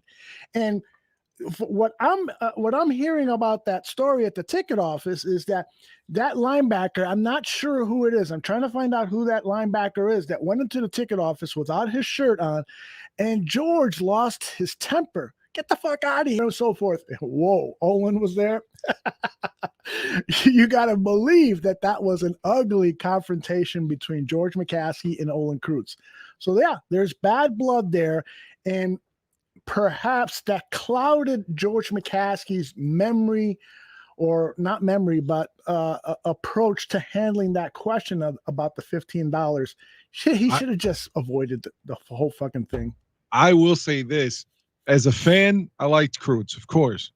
But in my life, the people I've met with that kind, like the story you just said, the people that are very confrontational are the ones that I dislike the most in my personal life. So not trying to, again, defend George McCaskey.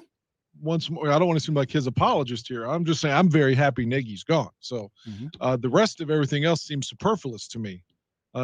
Fuck, who cares? He's gone. But yeah, I would hate a guy like that just constantly wanted to fucking get in your face just because he had to throw his dick around. And those are the worst people I've ever met. So in my opinion, so I could get why someone would like that dude. But as a fan, I loved him. Yeah, I loved him as a player. Again, it was just her center for basically a decade. Yeah. See, I like guys like Olin. I don't like the physical part, but I like guys like Olin who will basically tell you, you're out of line here, dude. And, now I've never seen Olin in an angry state, and so perhaps he's way out of line, but I do appreciate anybody that has the guts, the nuts, the balls to confront people in power and tell them, dude, you're out of line. But I want to highlight, there were so many great comments during the media thing. Yeah, I love the edit. Let me praise that before you get into it. I loved your edit. I loved how it started out with, okay, we don't know, with Schefter, we don't know about Pace. He's going to stay. Then you hear Jalen Johnson. Then hey, we got breaking news. I like that. It's like, this is the way it was. Yeah. When we were there live. So anyway, go ahead. I wanted to praise your work on that. And you just reminded me, I want to do like a retrospective of Nagy's last season, week by week by week by week. And so I want to figure out a way to do it where you and I do it together and do like a mini documentary, a 30-minute documentary, and you're voicing it with your recollection of stuff. And I'll put sound bites in after the game and stuff. So that's a little project we'll have for the off season as we look back at the 2021 season. But there were great chat comments during the media stuff. I want to address a few of them. Jay Sanders says, Polian will recommend guys he owes favors to. And that's a very, very observant observation, a very salient point. I hope he owes Jim Harbaugh something. That's what I'm afraid of, is that he's going to think that Harbaugh is too controlling and, almost like, and I believe that McCaskey will feel that way too. There's that thing in the McCaskey bloodline where they don't like the Ditka types, and that's what Harbaugh is. They don't like those Olin Kreutz types, and that's what Well, Harbaugh maybe is. he liked Jim, though. You never know. I hope so. I hope so, because I'm starting to He wasn't warm. even on the list for interviews. They've disseminated a list of speaking candidates, and there was no Harbaugh.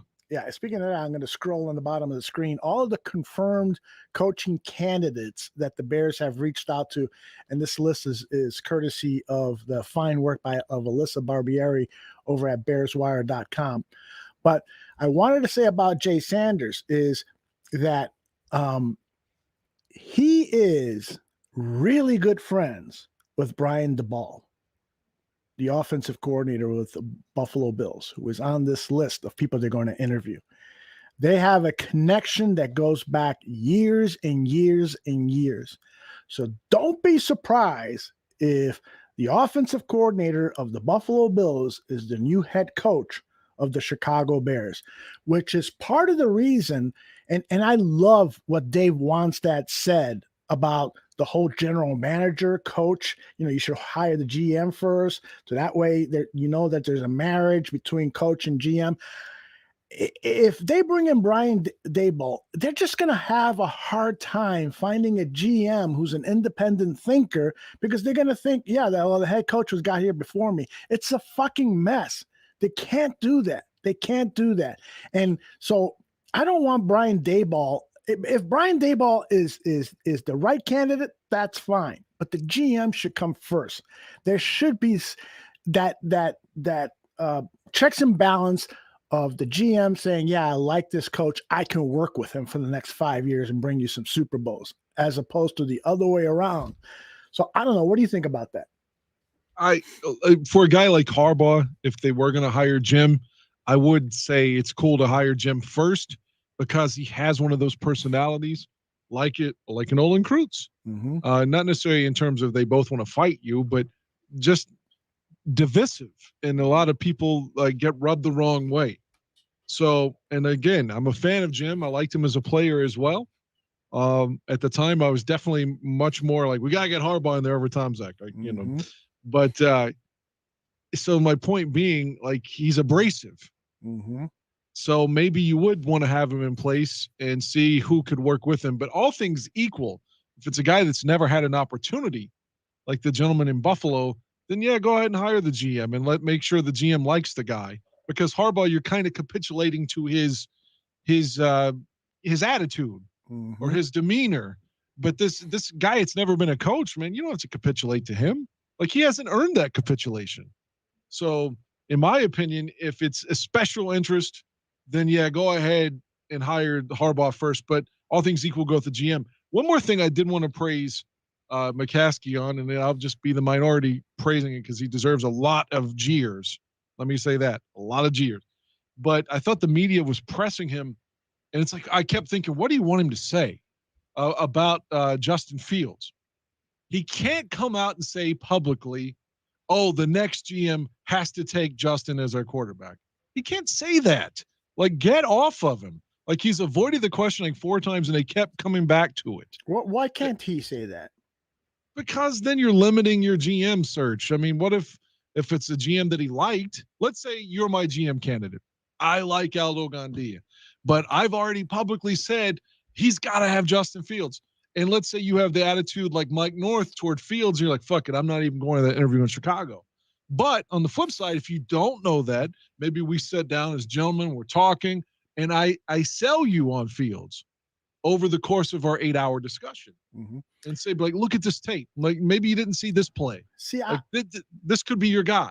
See, I think, and you're making great points, because I'm not 100% married to Justin Fields. If you can point out to me, here are the problems with Justin Fields and why I think it's going to take a long time and maybe never for him to develop into a true Aaron Rodgers, Peyton Manning, Tom Brady caliber quarterback. He's got the long he's got the long wind up, and they point out all of these things on tape that will offer caution. But George McCaskey should have said, we want a general manager and a head coach that can turn all of our players, including Justin Fields, from stars to superstars. something like that. But for him to avoid the question is, again, and you were commending him for his transparency on some certain things, but to me it just sounded to me like he gives David Montgomery and Roquan Smith props at the top, but he doesn't say anything nice about Justin Fields, and in fact never even mentions his name in an hour-long. No, he said he was a fan of him. He said as a fan, I like Justin. He said that. Right. He said, okay, so I'm wrong there, but I just felt like he could have phrased things a little bit differently to I think he's just trying to keep all options on the table in that scenario, because you don't, like I said, you don't want to handcuff the search. But maybe I'm just putting my own thoughts onto it, and that's not accurate. It's just a thought. Right. Again, maybe you're right. Maybe you should have just said, yes, we're behind our quarterback. But when they did that with Cutler, as you heard in the piece, it pissed people off. Right. And if Mike North, for example, and again, I like Mike. I listen to his show. I make no bones about it. I'm a fan of his work. But as you all were talking yesterday when I was listening, he's no fan of Fields. I mean, I knew that before, but not to that extent. Mm-hmm. So if a guy like Mike was taking the gig, he's not even going to consider it because he wants Fields gone. But that leads to my question on something you said a second ago. I don't know if you meant it from Aldo Gandia, the fan, or if you meant it as like you as a hypothetical general manager. Are you saying to me, like, let's rewind, that you're okay if Fields is traded? Was that what you were saying? Yeah. Before I am. If you bring in a general manager and a head coach who make the very, very convincing argument that we can win quicker by trading Justin Fields for, I don't know, a more established quarterback, a quarterback who is, let's say Russell Wilson. But I wouldn't want that trade because of the money involved in Russell Wilson stuff. But Russell's old. Yeah, exactly. But a more accomplished quarterback that can jumpstart this offense. Now, I think Justin Fields, there's a very, very good chance that he's just going to be a superstar quarterback. But I would listen to a GM who's saying, I've got a trade proposal here that I think is best for the organization. And by trading Justin Fields, we get in return, blah, blah, blah, blah, blah. Then I would be good with that. Now, Ryan in the chat say, would you trade Deshaun Watson for Justin Fields? I would not, because of the baggage that comes with Deshaun Watson. There's just all of these accusations. Almost 36 women have said that he has sexually molested these women, and that's something you just don't want to touch. I still can't believe the Texans didn't play him the whole season. I know it's he's wasting away. It's hard to come back. We saw that with Eddie Goldman. Yeah. Like if you take a year off, that's hard to come back unless you're a phenomenal athlete, because it's happened before, like a Randall Cunningham or somebody gets hurt week 1 and they're out the whole year and they come back and they flourish. But it's hard to miss a whole year and come back and be the player you were before. Do you remember Baltimore Ravens running back Jamal Lewis? Sure. He went to jail. I forgot what. In the offseason, though. He went to jail in the offseason. Yeah, but like 3 or 4 months, maybe 6 months in jail. And when he came back, he was a shadow of the player that he was. I always speculated that he probably got fucked in the ass. Wow. I'm just kidding. I'm just kidding. I'm just kidding. Hey, wow. Dan sends me a text message saying porn star Jenna Jameson can't walk anymore. And so I responded back by saying, because you still suck thick. Anyway. I would wheel her around for a blowjob. Jamal Lewis is in the chat room, by the way. Not you, Jamal Lewis. Jimith wrote something, and boy, this guy should be a writer. George is wholly unqualified to sit atop an NFL franchise. He's incompetent, petulant, and clearly entitled. This team has floundered for 30 plus years, and it won't change until new ownership. Jimith, if I had awards for the best written chat comment, I think you'd come in number 1, brother. Well, that is a good, I was about to say good tweet. It's a good comment. I hope that he is proven to be wrong. Me too. But right now, I could see why he feels that way. But I just want to backtrack one more second and say, in my opinion, I do not want Fields traded. I want him starting week 1 for us against whomever that may be. I mean, like all the praise you have for him and all the praise that everyone felt when he was drafted, and the adulation that we felt. If we trade this kid, he's going to be a fucking baller wherever else he goes.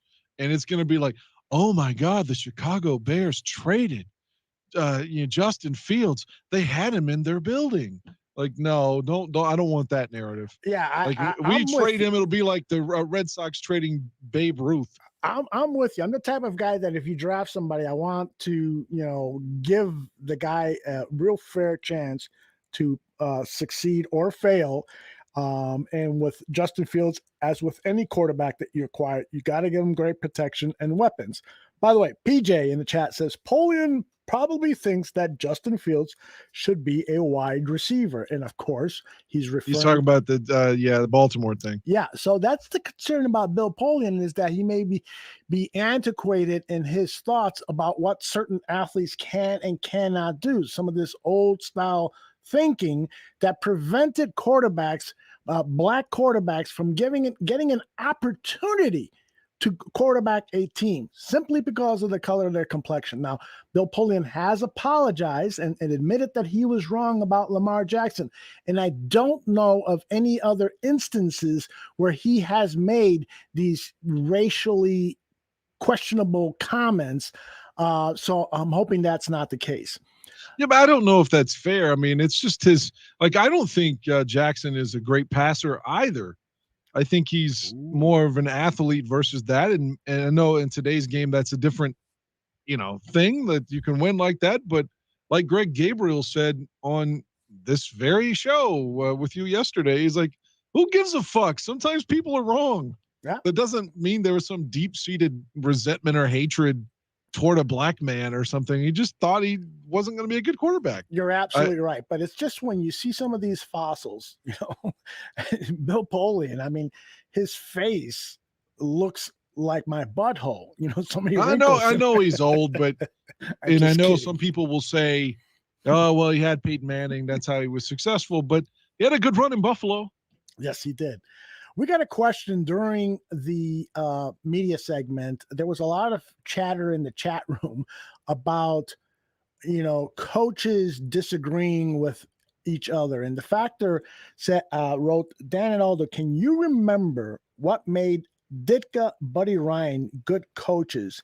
Did they micromanage? My memory of this is that Ditka stayed completely out of the Buddy Ryan defensive coordinator room, and the only time he disagreed, at least publicly that I can recall, the Miami game. Exactly. You remember that better than me. Yeah, he had Wilbur getting beaten in the nickel. Wilbur Marshall, right? Yeah, he was like Marino's, release was too quick. Mm-hmm. They couldn't get to him, kind of like the problems we have in current football with like Rodgers or somebody else that, the release is just epically fast. Mm-hmm. And so they couldn't sack Marino. So if you're going to do that, then you better have someone in the secondary that's like Wilbur's not really a cover guy. He's like, go fucking hit the quarterback kind of guy. Mm-hmm. It'd be like today if we're just getting like pounded by, Rodgers on the slant and the slant and the slant and the slant. And we expect Khalil Mack to go back there and guard a receiver. You can't have Wilbur on Mark Duper, which is what Ditka was saying, and Buddy basically told him to go fuck himself. And as 4,000 Clovers points out, Ditka was actually right at that moment. He was. He was. Totally right. And it was kudos to the Miami Dolphins because they figured out the way to beat the 46 defense. Which is scary, man. If they'd have beaten the Patriots in a championship game, could they have done it again? Mm-hmm. Yep. J-Rock asks, Aldo, who said that Flores micromanages? It's coming from a couple of different sources. I actually tweeted out one of them. Jeff Darlington, who is a reporter for ESPN, said that his sources down in Miami have said that Brian Flores, the recently fired head coach of the Miami Dolphins, has a tendency of micromanaging. And that's why he got into arguments with some of the assistant coaches on the staff, and there were some moves done during the season where coaches were fired. He also apparently had issues with Tua Tagovailoa. I don't know if I said that name correctly, but that's a difficult one. It really is. And so it seems like because he's such an intense Jim Harbaugh, Mike Ditka type, it seems that sometimes he clashes with coaches and players, and that may not make him a great head coach candidate. But why do you think he was hired anyway? Just because of his Belichick connection? Like, what got him the gig? Do we know that? Like, was there a great interview? Did anyone ever say what was like? Because it was a long shot hire at the time. And I asked that question because I'm trying to like put him at Soldier Field as the Bears coach. Is this a guy we want? Because attitude does feel like, oh, that matches what we want. But I wonder why he was hired in the first place. And I'm not saying he shouldn't have been, but what is his strength? You're talking about Flores, right? Right. What's his strength? Outstanding. He was a low-level staff member, right? It's not like he was the coordinator. Yeah. I don't know. I'll be, but my recollection of why he was a desired candidate was because of his defensive prowess, his ability to turn a defense and fire up players and so forth. So that's what I think. Now, so it was a bold hire at the time, is what I'm saying, for the Dolphins. Well, yeah, just like Sean McVay was, just like Matt LaFleur, all these young coaches. There's been that trend now is to not recycle veteran coaches and to bring in some of these young progressive style thinkers, and the thinking was by some people at Hal-Saw was that Matt Nagy kind of filled that bill, but they failed to look a little closer. This guy was just pretending to be a offensive innovator, and when you look closely at the 6 games that he called plays for the Kansas City Chiefs, they weren't all positive results. And Greg Gabriel likes to say, if you want to run the Andy Reid offense, then hire Andy Reid, and that's why I don't want Bieniemy. Yeah, I'm with you. I mean, I don't want Kansas City light anymore. Yeah, I don't think that you can hire anyone from the Kansas City organization, either at the GM position or the coaching position. You need to stay away from that. There has to be other candidates. I don't even think it's Andy Reid. I think it's Mahomes. Mahomes is the reason that they've got a ring. It's not because of Andy. Wow, that's the first nice thing you've ever said about Patrick Mahomes, my guy. No, I'm not a fan, but there's no denying his success. Mm-hmm. I still think if he wasn't on a bomb squad, the Buccaneers proved how you can beat him. And he would be a turnover machine. And at some point, he's going to be like that. He's going to be like Brett Favre, throwing dumb interceptions. You're like, what is he doing? Mm-hmm. Like, oh, fuck. I bet you he leads the league in interceptions at some point. He's going to have like a 25, like a Vinny Testaverde one year in Tampa. Mm-hmm. Early on, like 88 through like 35 picks. I bet you Mahomes has something like 25, 30 at some point when he's not on a stacked team. Yeah, I wouldn't disagree with that just because he takes so many chances with the ball. Jamal Lewis, the one that has never been to jail, I'm assuming Jamal. Never been fucked. Writes that Flores wanted Justin Herbert. The owner wanted Tua Tagovailoa. So that probably started the rift there because clearly Justin was much better, is a much better quarterback. To give Flores credit, though, they were like, what, 6-1 or something with Fitzpatrick, and he put Tua in. Yes. So it's like he inserted him to try to win with Tua. So it's not like he just said, I don't like this guy, let's keep him on the bench. Do you think that he did that, or do you think that the management kind of insisted, hey, we got this big investment in Tua, let's get him some playing time? Who knows, right? Yeah, I guess we'll never know that. Hey, but George, in the press conference, avoided. Let me interrupt you. I got a great question because I don't want to forget it. Jeremy says, I'm watching the Bears versus Rams 1989, Week 7. Harbaugh takes over for Tomczak. Anyone know who wins the game? Come on, Dan, you got to know this. I'm thinking 89. We started 4-0. Week 7. I'm going to say we lost this game. All right, so Jeremy, I don't remember. Now, keep in mind, I didn't have Sunday Ticket in '89 either, so I didn't get to see every game back then. So chances are I didn't see that game, but I know we started 4-0 and then went on a tailspin. So there's a chance we lost that one. By the way, my wife has just texted me and saying that she took the dog out for a walk and she spotted some skunks in the neighborhood. So that's good news for me because now I can light up a marijuana cigarette. She can't tell the difference. I thought you were going to tell me your wife texted you and said she remembered exactly the '89 game and the Bears won. What I was like, wow. My wife is such a sweetheart. She's trying to get into football, but the thing is I'm so tired all the time that I get irritable, and so she's asking questions, and I'm like, what the fuck? Leave me alone. Leave me to my thoughts. And that's a first down. You get 4 tries.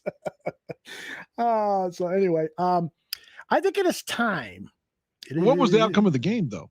I don't know. He hasn't responded yet. I think he wanted to know. Oh, wait a minute. Jim Everett threw a couple of picks. Harbaugh came on for Tom Zach. So Everett threw a couple of picks. Skunks are all over the place. That is so correct. And Foster covers has the answer. The Chicago Bears won. Jimmy Harbaugh to the rescue. Well, I got a good Harbaugh question for you. To anybody. Jim Harbaugh in 1987, when he was drafted by the Bears, his initial number was not number 4 because Steve Fuller was number 4. Right. Can anyone tell me Jim Harbaugh's number his rookie year with the Bears? Was it number 8? That is incorrect. Oh, okay. Well, then I don't know. Anyone care to guess? If you guess correctly, we don't have any prizes to give out, but once we do, I'll send you something. All right. I think it is time to bring in the man. He was 14. Number 14, Jim Harbaugh. I was hoping that you would we got guesses. Foster said number 6. Mule said number 9. Jay Sanders, number 5. Vince said 1. And Jeremy Forer said number 14. He is correct. There you go. So we're bringing in Tooch, right? It is time to bring in the Tooch. And every time we bring in the Tooch, it's a great moment in the show because I get the opportunity to take a 5-minute break.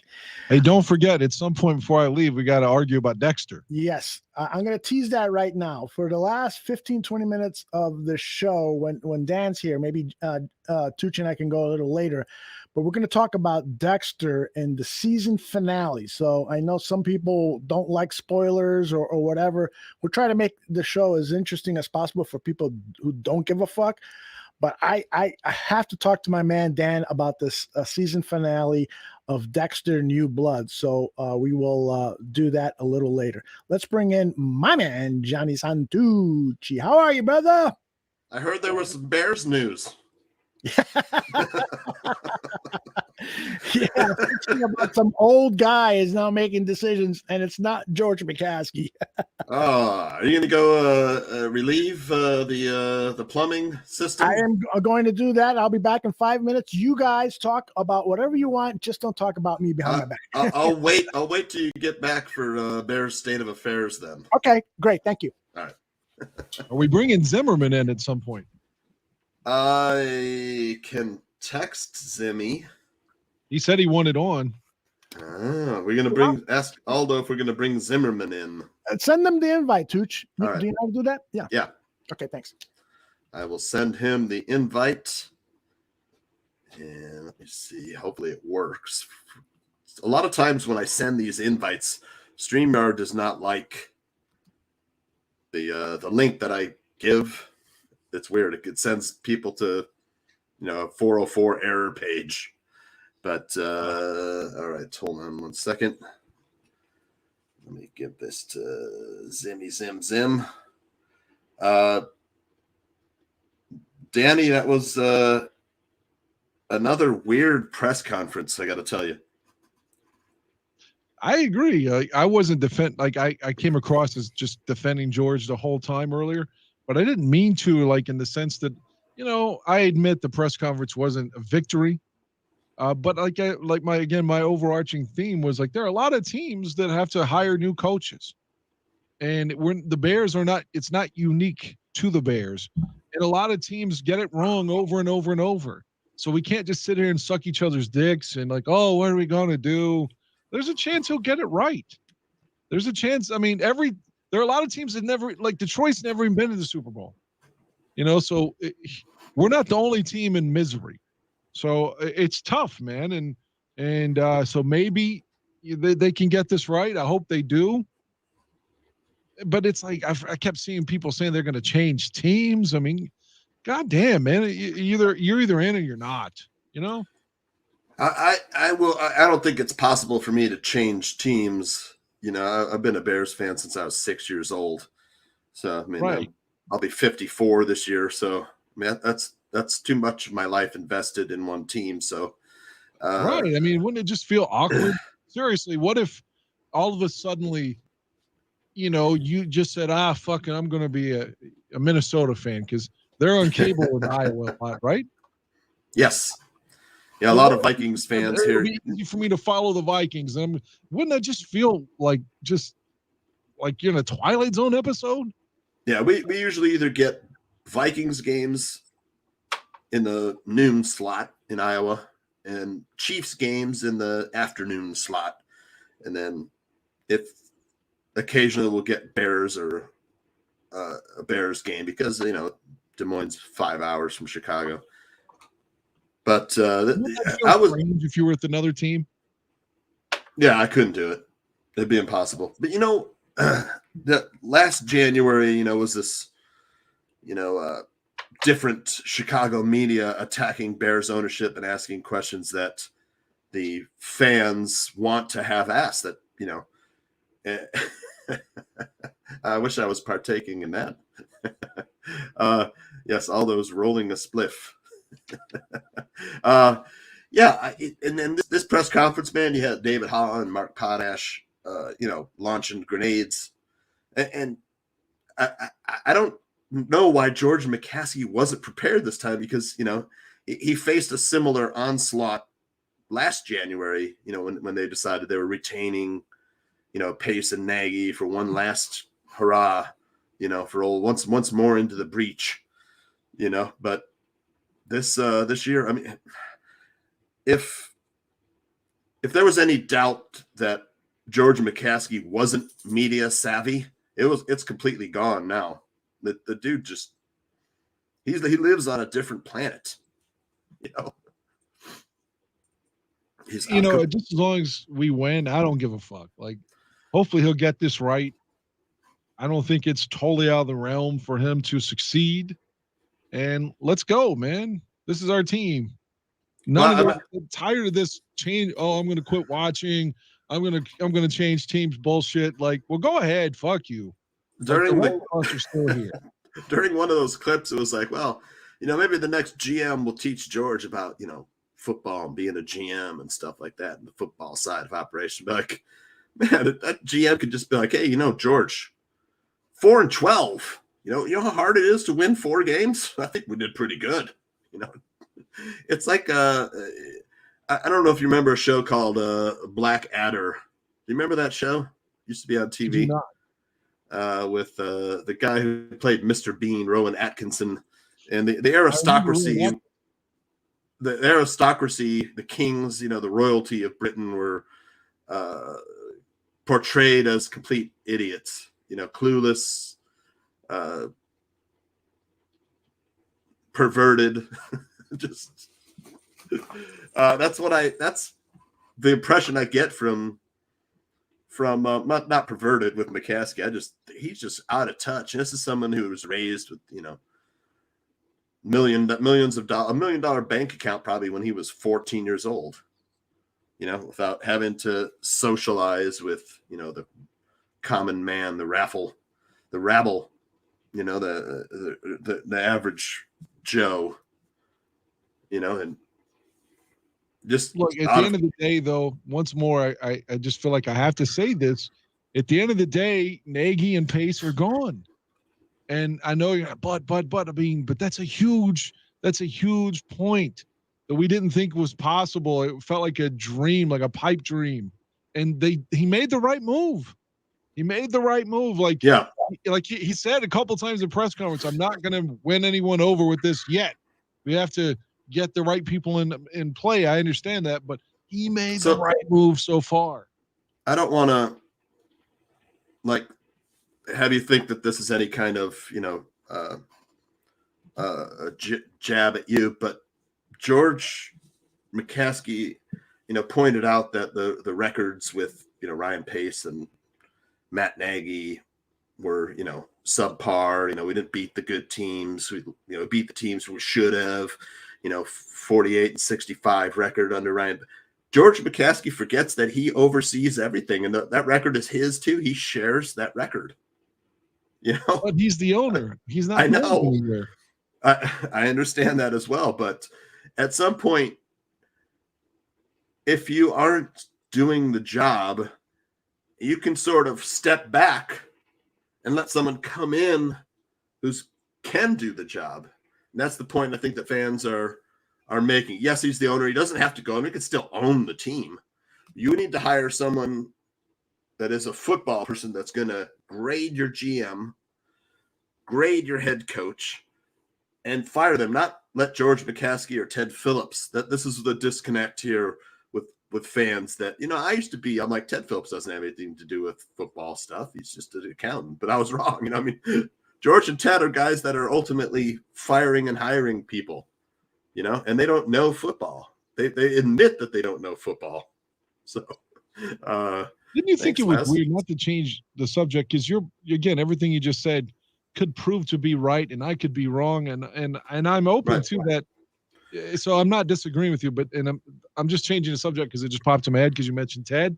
One of the weird components of the press conference I thought was how many questions were wasted about the stadium. Like, that wasn't the place to talk about the stadium. I didn't think. You could talk about that some other time. We've got the headline here is that we have fired a general manager and we've fired a head coach.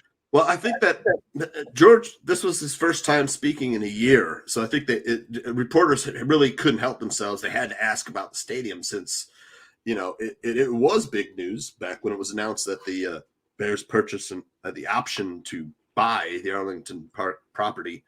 And it also, is tied into the fact that if the Bears were to sell, which is what everyone wants, purchasing this property, building a stadium, building a fan experience, maybe hotels, casinos, restaurants, shopping, all sorts of stuff on this giant parcel that has a metro train stop. It's got everything, and then sell the team because the team would be worth probably 5 times as much as it's worth now. That's why they had to ask the question, because it is, it is a component of the future.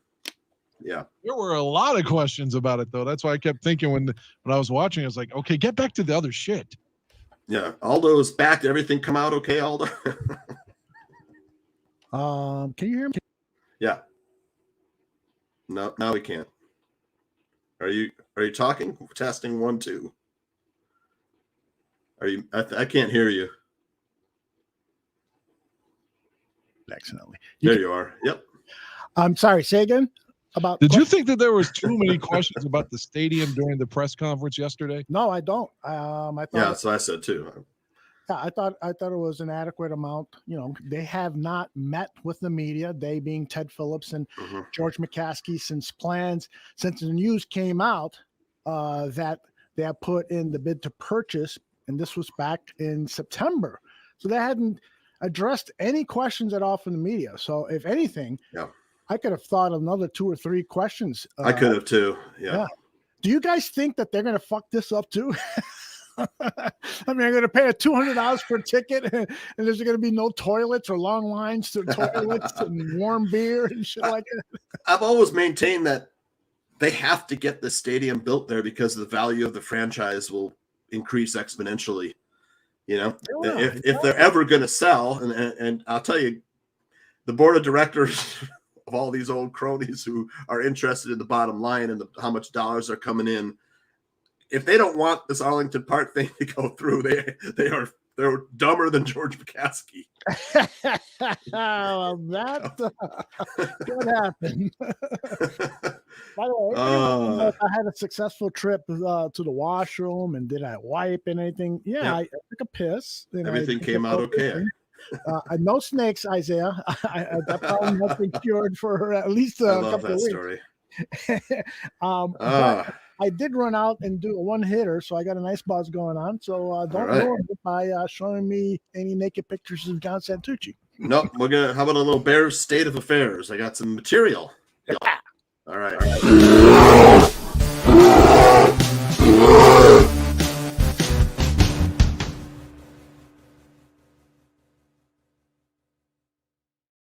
Pal Tooch. Oh, your pal Tooch is ready here.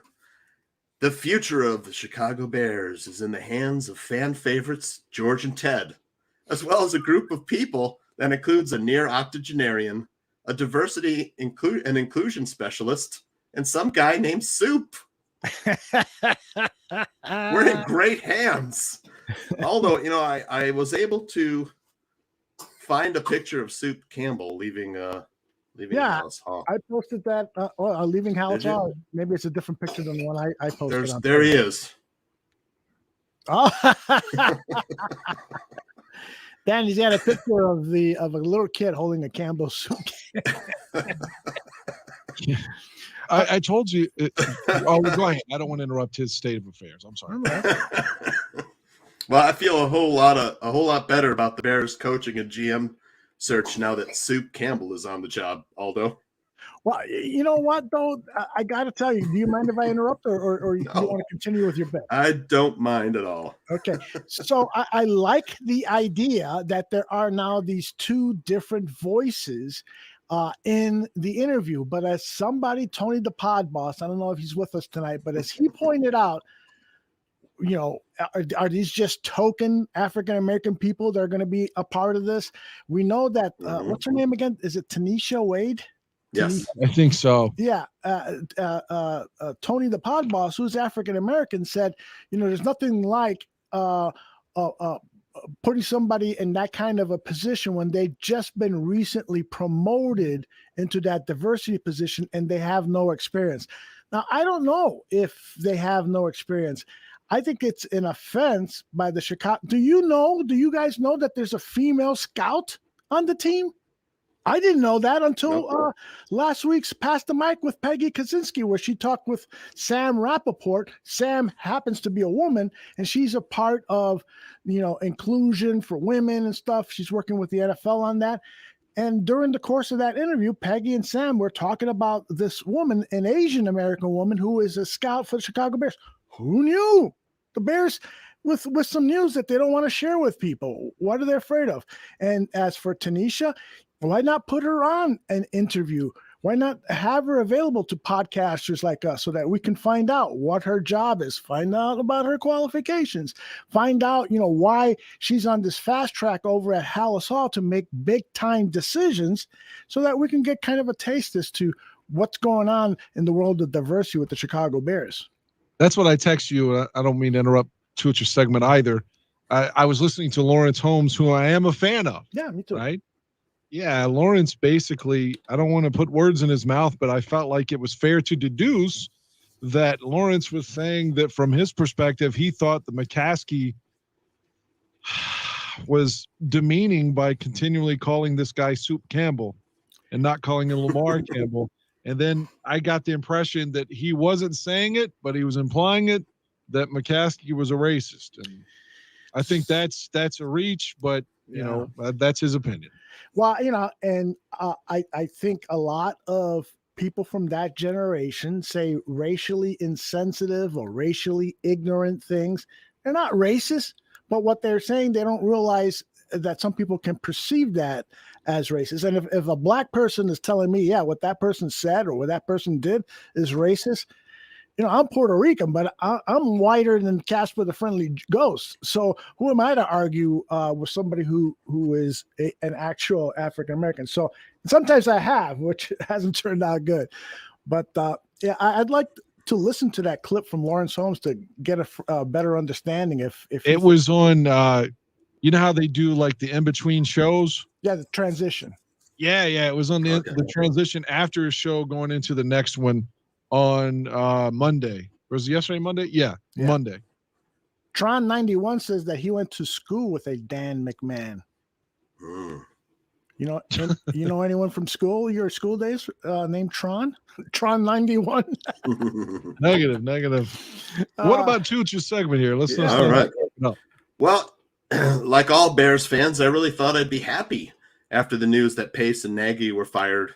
But after George McCaskey's bizarre press conference where he scolded fans, called Olin Kreutz a liar, told everyone that he has a vote of confidence from his mommy, and basically told the media that nothing is really changing, I feel worse, Aldo. I feel worse. If there was any doubt that George McCaskey wasn't media savvy, it was completely obliterated on Monday. True. You have no faith. That's a Bears state of affairs, Aldo. You have no faith that they're going to get this right? Well, can I be honest here? That's what this show is about. It's about bearing your soul. So after you give us the opinion on that, also we want to hear about your first sexual experience.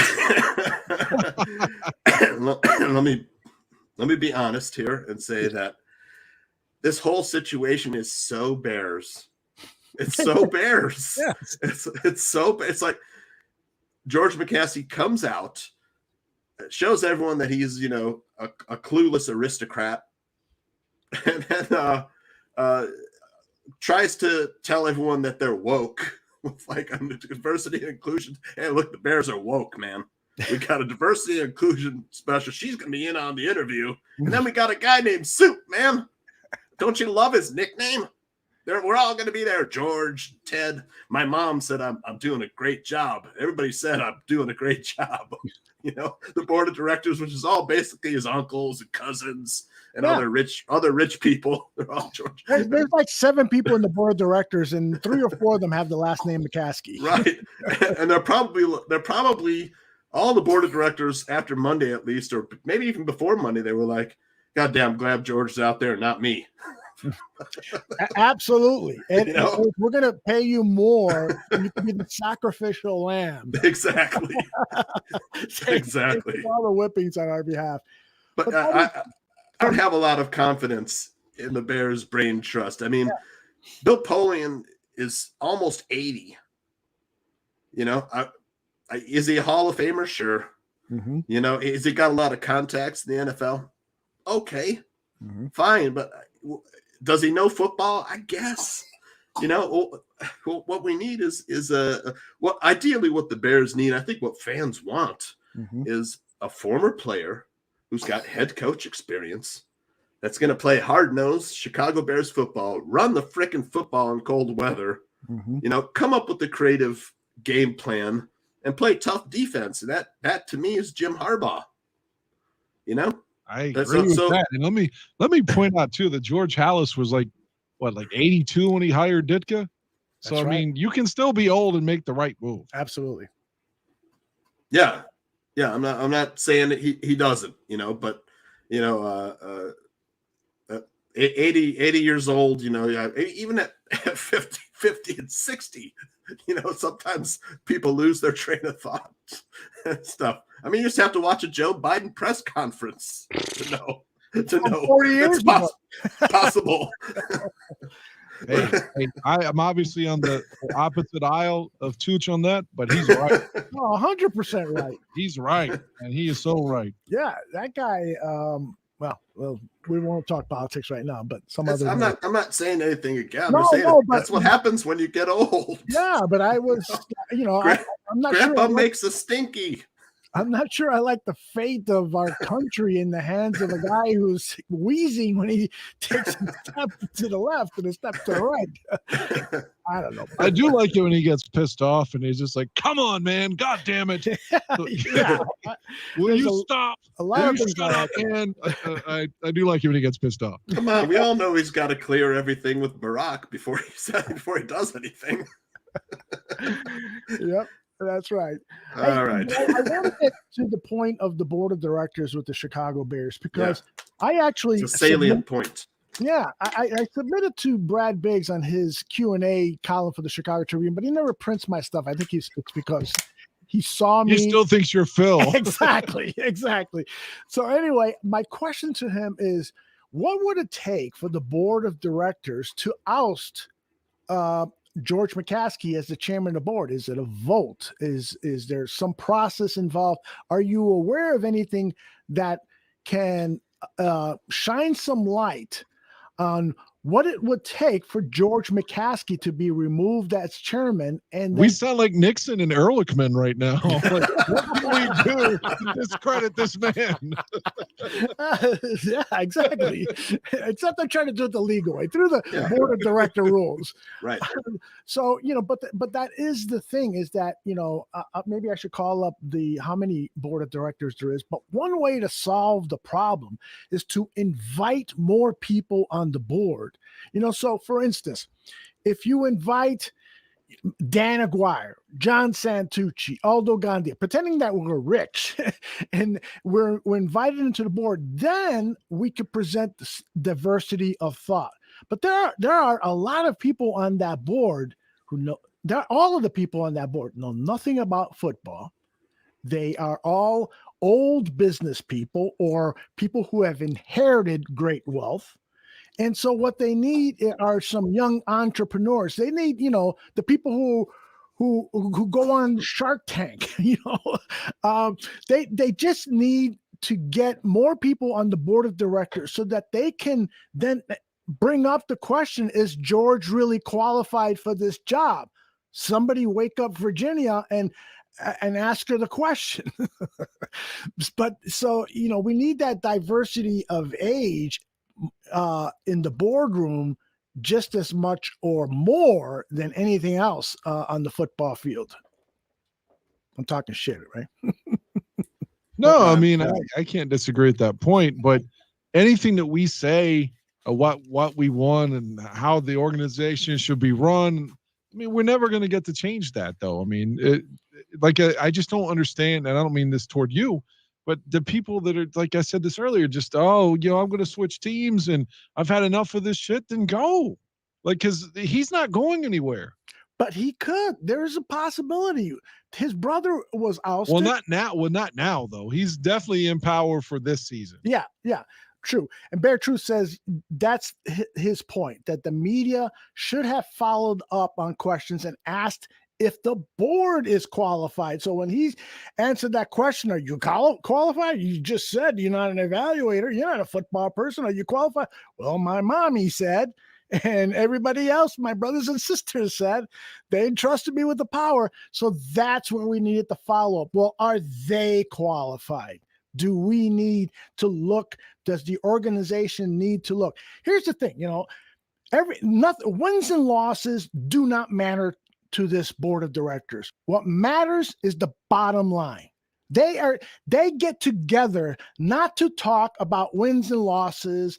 They get together to talk about, are we making money with our merchandising sale, our t-shirts, our hats, our ashtrays, all this fucking shit? What about the next TV contract? Which one of us is going to bring up these points so that we can get this and so forth?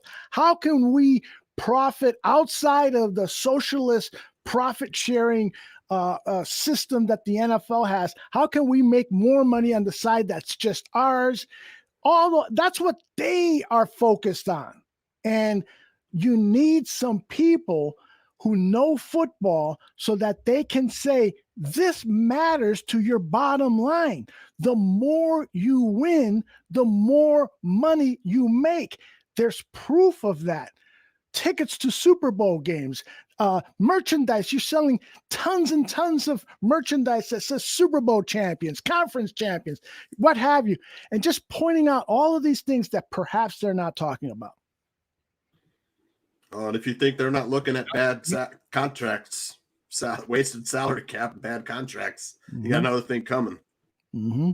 Yeah, exactly. So, and the fact that Ted Phillips is involved in these interviews doesn't bother me so much, because there is that factor that he does have to negotiate the contract with those guys.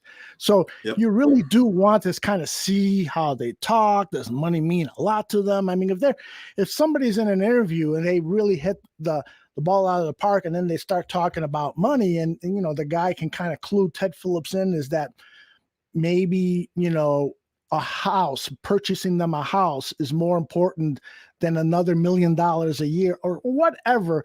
He can maybe pick up on stuff like that during the interview. So as long as he doesn't ask questions about, who's going to be your starting quarterback, or, are you going to blitz on 3rd down and 1 and empty, because he doesn't know anything about that. But if he is there for the interview to look at it from a fiduciary standpoint, if that's even a word, then that makes sense to me.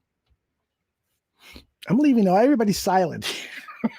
I'm just still, again, I'm going back 2 hours, but I'm going to use an Aaron Rodgers line. Ooh. Relax. I'm relaxed. Relax, man. We got rid of these 2 guys. Let's be fucking happy. Right. And so there's a lot of possibilities that we could get this right, because there are a lot of good candidates out there. We're happy that they're gone, but we're worried that it's going to take luck to get guys who are good with George and Ted running shit. That's the thing. They got to luck into something. They're not going to do it on their own. It has to be, they did it by accident. Because that's what they are. They're incompetent at football. I'll take some luck. Luck is would be nice. I'm trying to find that video. Here it is. I just found it. Tony the Pod boss sent this to me. I'm not sure who produced this. I played it yesterday, so I apologize if you've heard it before. But one of my favorite candidates for the job of general manager, and I think Tooch he's a favorite of Tooch's too, is Morocco Brown from the Indianapolis Colts. He's the assistant general manager over there, or actually he's not the assistant general manager. He's the director of college scouting. And people love the way this guy, the results that he delivers on his job and the way that he communicates. And so Tony sent me like this 15, 20-second video of one of the Colts personnel talking about Morocco's ability to communicate in a very colorful way. And so you'll hear both Morocco's colorful descriptions of evaluations of players. So check this out. Misses Morocco. He's been doing it a long time. He's got ham hock legs, coconut calves. I thought the guy was driving a Rolls Royce. It is kind of an art delivery, painting that picture for us. He conducts himself like a lawyer. He's not a goody two-shoe type. He'll sit down and drink a beer with you. Everything's sunshine and rainbows with this guy. We tell our guys, don't read your report. Just tell us like you were walking down the hallway and we asked what kind of player he is. Rob, he gets his hands on you. He's moving all the furniture in the room. He's the bumblebee that shouldn't be able to fly. He's got a SpongeBob SquarePants guard body. This guy's the ultimate glue guy. He's like a contortionist. He's got Spider-Man hands. He's Captain America. He's seen a lot of players. He has this library of players in his head that compare them to. He'll look like Derek Thomas one play and then look like Dr. Doolittle the next. He's like Vince Carter in basketball. You just throw it up. You can fight into the stalls. Will he fold like a lawn chair under adversity? He's just not sexy at all. We should throw a party. See better hands on a snake. Morocco, he's been doing it a long time. He's got ham hock legs, coconut calves. I thought the guy was We are back on Get Up, and we have breaking news. And for that, we bring in our NFL. He conducts himself like a lawyer. Not goody two-shoe type. He'll sit down and drink a beer. Sorry about that. He got a little out of control there. But don't you love that? The way he describes the guy's got hands like a snake. Yeah, That's I love it. why I'm evaluating my talent with the Bears. That guy looks like he makes work fun. Yeah, He exactly. makes work fun. Right. Yeah, that's Let's what you go to want. Matt Nagy. That's right. No. But maybe No, he didn't. has Matt enough- Nagy was a phony. True. Do you really think, Dan, that Matt Nagy was being authentic and really cared about his players the way he made them believe that he did? Yeah, I don't want to defend him, but I do think like his weakness was he wanted to be their friend more so than the authority figure. And I get that. It's hard to be a dick if it's not your natural disposition. And I praise him for that, trying to not be something he isn't. But maybe that strength was also his biggest weakness. Mm-hmm. By the way, I'm just writing in the chat room here. Somebody said that Morocco Brown doesn't draft well. Well, I can't go to bat completely with him, on that because I'd have to do a little research. But I do know one thing: he drafted my guy, Quentin Nelson, the guard of all guards. I mean, do you remember this? Both of you guys are probably old enough to remember the Green Bay Packer offensive lineman who was on the cover of Sports Illustrated. Yeah, of course. He had a good career with the Colts afterwards, but was a Tony Mandridge. He was Tony a massive Mandridge. bust. Tony Right. Mandridge. The incredible bulk is what the Sports Illustrated said. Right. Well, and he did not really deserve to be on the cover because he was not that great of a player, at least in his first few years. And so Quentin Nelson should have been on the cover of Sports Illustrated because that guy is a special offensive lineman. He came wrapped in Hall of Fame a gift wrap paper. The guy is just great. And, on the old 100 Proof show, I used to brag about him all the time. And, I remember. And I made the case that because Shane and I disagreed on that point. I made the case that I would have preferred Quentin Nelson and their second round draft pick, Darius Leonard, over James Daniels, our second round draft pick, and Roquan Smith. Now, I love Roquan Smith. I'm on record on that. I actually videotaped myself with my reaction to the Roquan Smith selection. But Leonard and Nelson, holy shit, man. That's two great players, man. Darius Leonard is a beast. What do they call him? He's got a nickname. You been watching Hard Knocks, Tooch? I haven't, but I love Darius. Man, Darius Leonard is great. He's every bit as good, if not better, than Roquan. Yeah, I mean, he's got a little bit more of that safety body. Roquan is still kind of undersized from your traditional linebacker size. And Darius is even thinner. I was at the Senior Bowl and he was walking around with just a t-shirt and stuff. And I was like thinking, man, this guy's a linebacker. He just seems totally slim. But if you've been watching Hard Knocks, man, the way that guy the maniac. Thank you, Ryan Billings. That is my man RKB. This guy hits with ferocity. He's got such a fantastic temperament to the game of football. He is challenging his teammates. He's out there on the field making noise. He's taunting as much as he can get away with it, taunting the opposing team. He is great. I love Roquan. He's a great sideline to sideline. He's a great hitter and stuff. But to me, that's almost equal. Roquan for Darius. The big advantage is Quentin Nelson over James Daniels. And based on the evidence that I presented at the top of the show about James Daniels' ability with the media to handle Mark Potash questions, I'm very right about that. Ed Obranovich always says our line can't play dead. I missed that. I didn't listen to any of the Hamp OB show because I wanted to get fresher stuff about the management changes at Hallis, but I didn't listen to any of their comments after the game. They're on WGN radio, right? Yeah, WGN. Right. Those guys are great. Yeah, I like them too. Ed's always yelling, "Get to the callers, Mark! Get to the and idiots!" I know you've got the thing saved, right? You got I think I do. A drop for Ed screaming. Yeah. Which it's not pertinent anymore. Where is it? Oh, here it is. You morons! That is good.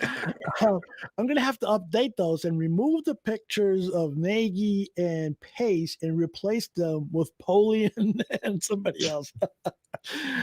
What was your immediate reaction, though, to the news that Bill Polian was officially, because it had been kind of leaked out a little bit in the media that they were talking to Polian and Dungy, that whether they talked to Dungy at all is probably true. McCaskey would not divulge who else they've been consulting.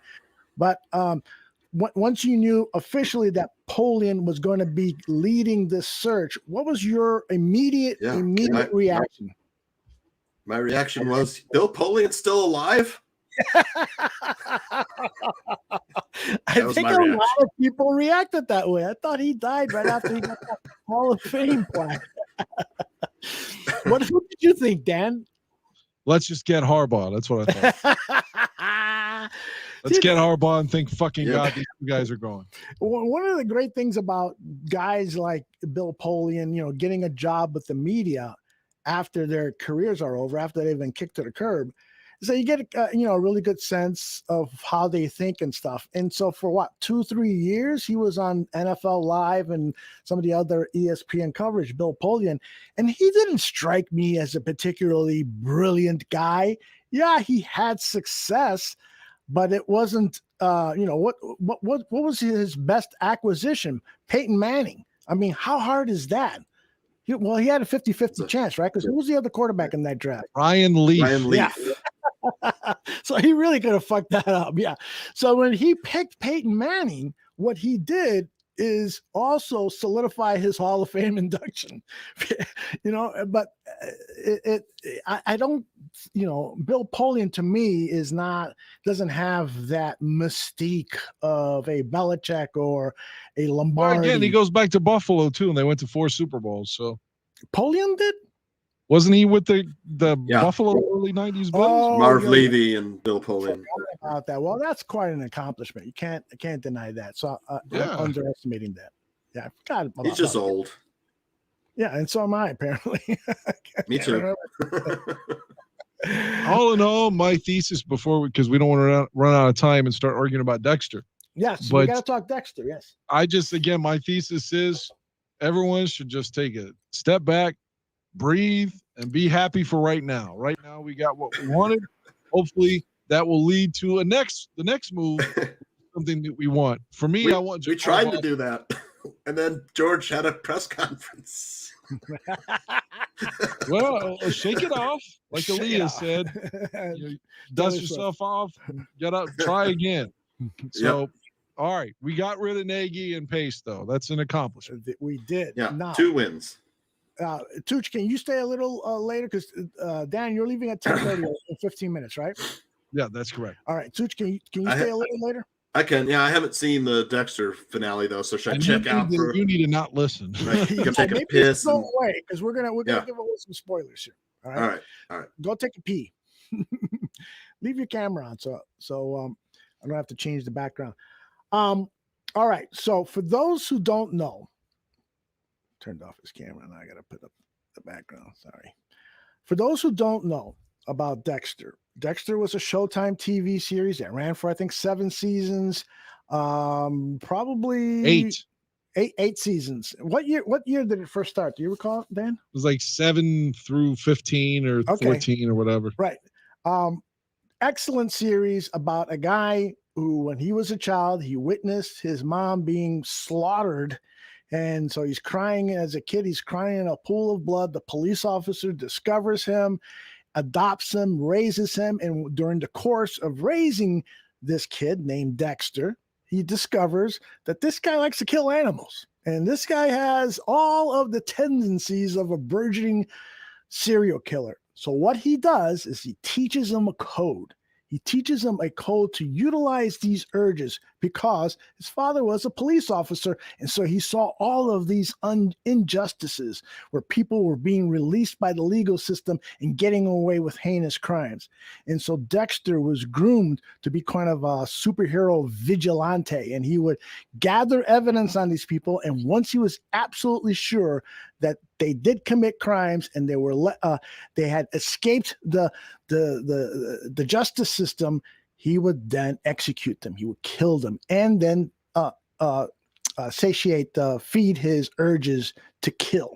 So very successful 7 series, 8 seasons. But in that final episode of season 8, the ending, according to most people, I think I would say 90% of the people agree, was awful. And so they rebooted the series now several years later.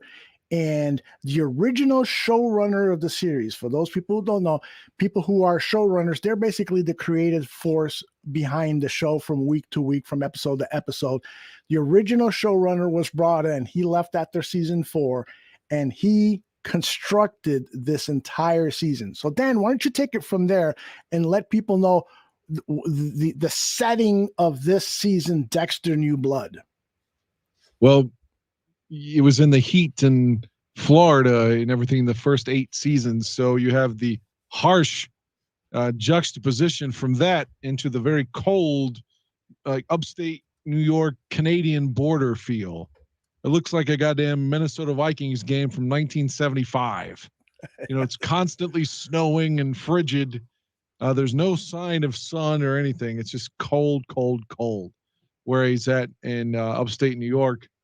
So his son, Harrison, makes an appearance, tracks him down, and he's been living this life for 10 years under a pseudonym of Jim Lindsay. Hasn't been killing anybody. He's wanting to just do his thing.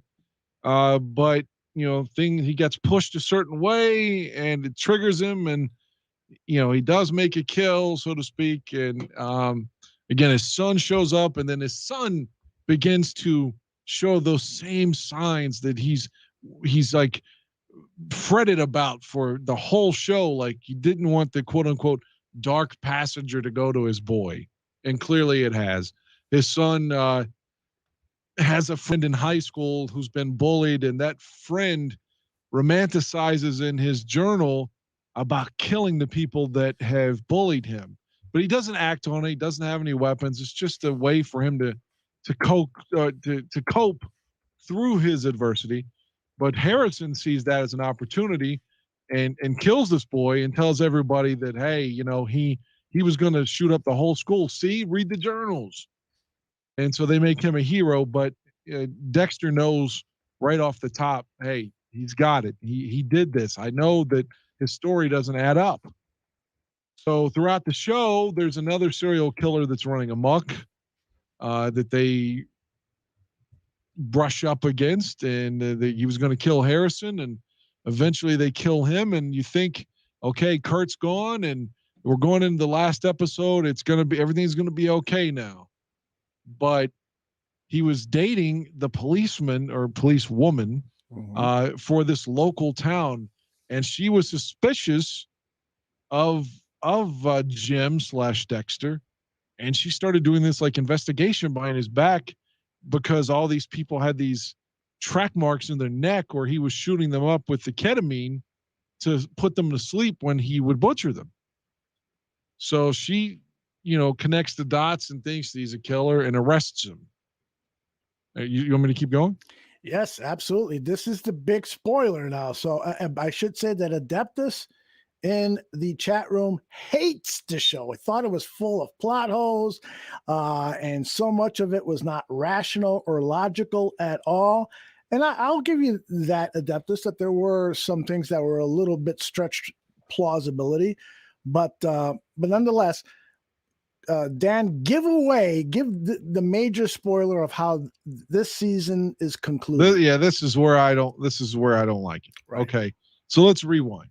Earlier in the season, around episode 5 or 6, we see Angel Batista, whom was a major player in the original series. He's still in Miami, and you don't know for sure if he's going to be involved again. Maybe it was a one-off.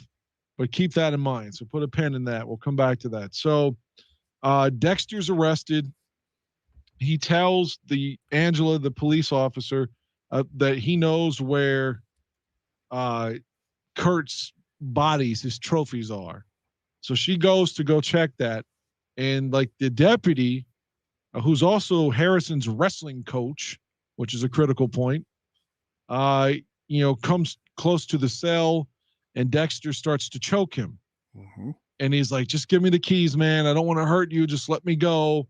And of course, the officer doesn't want to give in like that and is going to shoot him and brandishes his firearm. So Dexter chokes him to death. And he doesn't want to.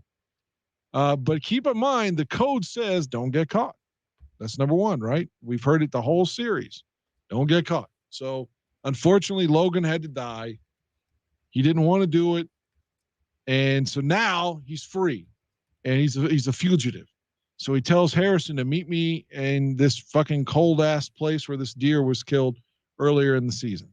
So there they are. They're free to go now. He wants to go to Los Angeles, get back in warm weather, and get a fresh start.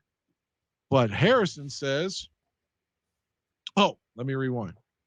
So Angela realizes what's happened, that Logan is dead. She calls Batista and tells Batista, hey, Dexter Morgan is alive. I've been fucking him. This is Dexter. She sends an email to Angel. Angel, the look on Angel's face is priceless.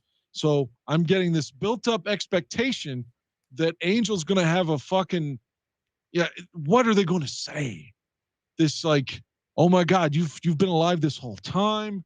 I have this fantasy that he's going to like talk Dexter into, confessing, because Dexter did have an affinity for this man during the show, But anyway, we see that Angel says he's en route, and then he's not there the rest of the fucking show. He says he's coming, and they don't even show him It's anymore. the same night. Just a failed opportunity.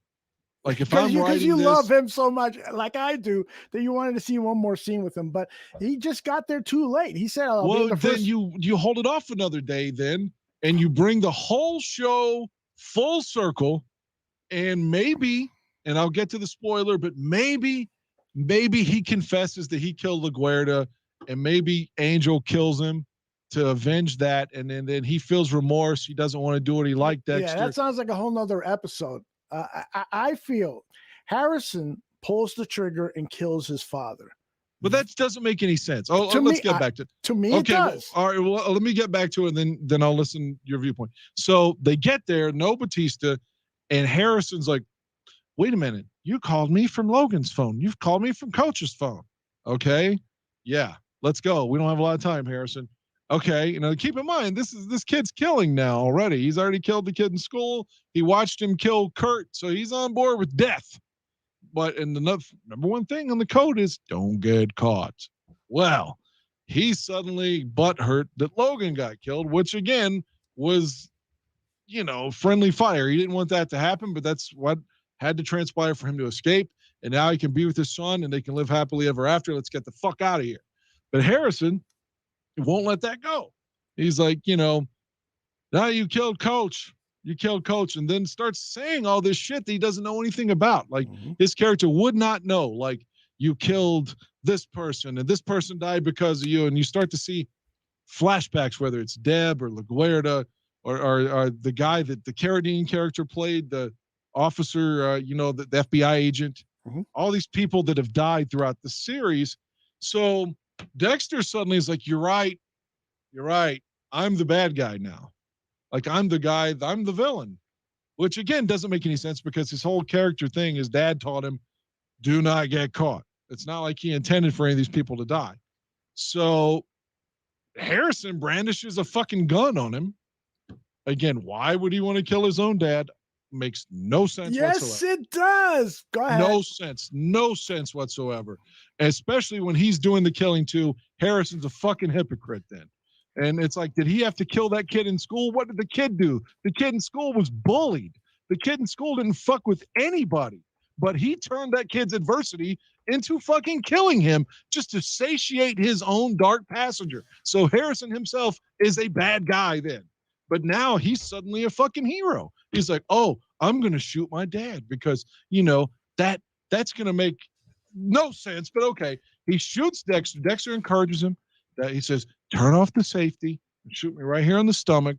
And then Dexter dies, supposedly, happy because he feels loved that Harrison would kill him. The end. What the fuck?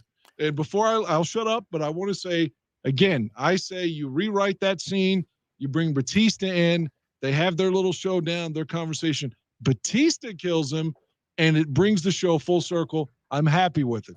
This scenario with his son makes me angry. It makes no fucking sense, but I'll listen to you because you think it does. It makes total sense. And I will say this on my behalf. Clyde Phillips, the showrunner, says, I'm trying to find the exact quote. Fans of Dexter won't like the ending. Smart Dexter fans will. So I wrote back to Mr. Phillips and said, thank you for the compliment. This is on social media. I get it.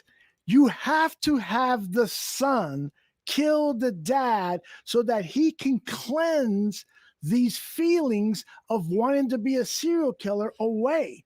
It is, and I went into this whole thing on social media. We fall in love with anti-heroes. Dexter, Tony Soprano, Don Draper, all of these, and some of them are like monsters. Tony Soprano and Dexter are fucking monsters. Yet here we are, week after week after week, we're pulling for them to get away with murder, actual murder. And yeah, we can excuse it as saying, well, he's a vigilante. Well, with Tony Soprano, you can't excuse it whatsoever, but we can excuse it, but it's still wrong. These are monsters killing other human beings. And I wanted Batista to kill him, by the way.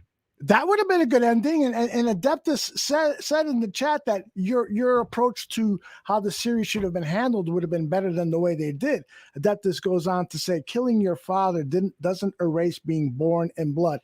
It does, in the sense that this guy, Dexter, was trying to get his son to continue along the way he did.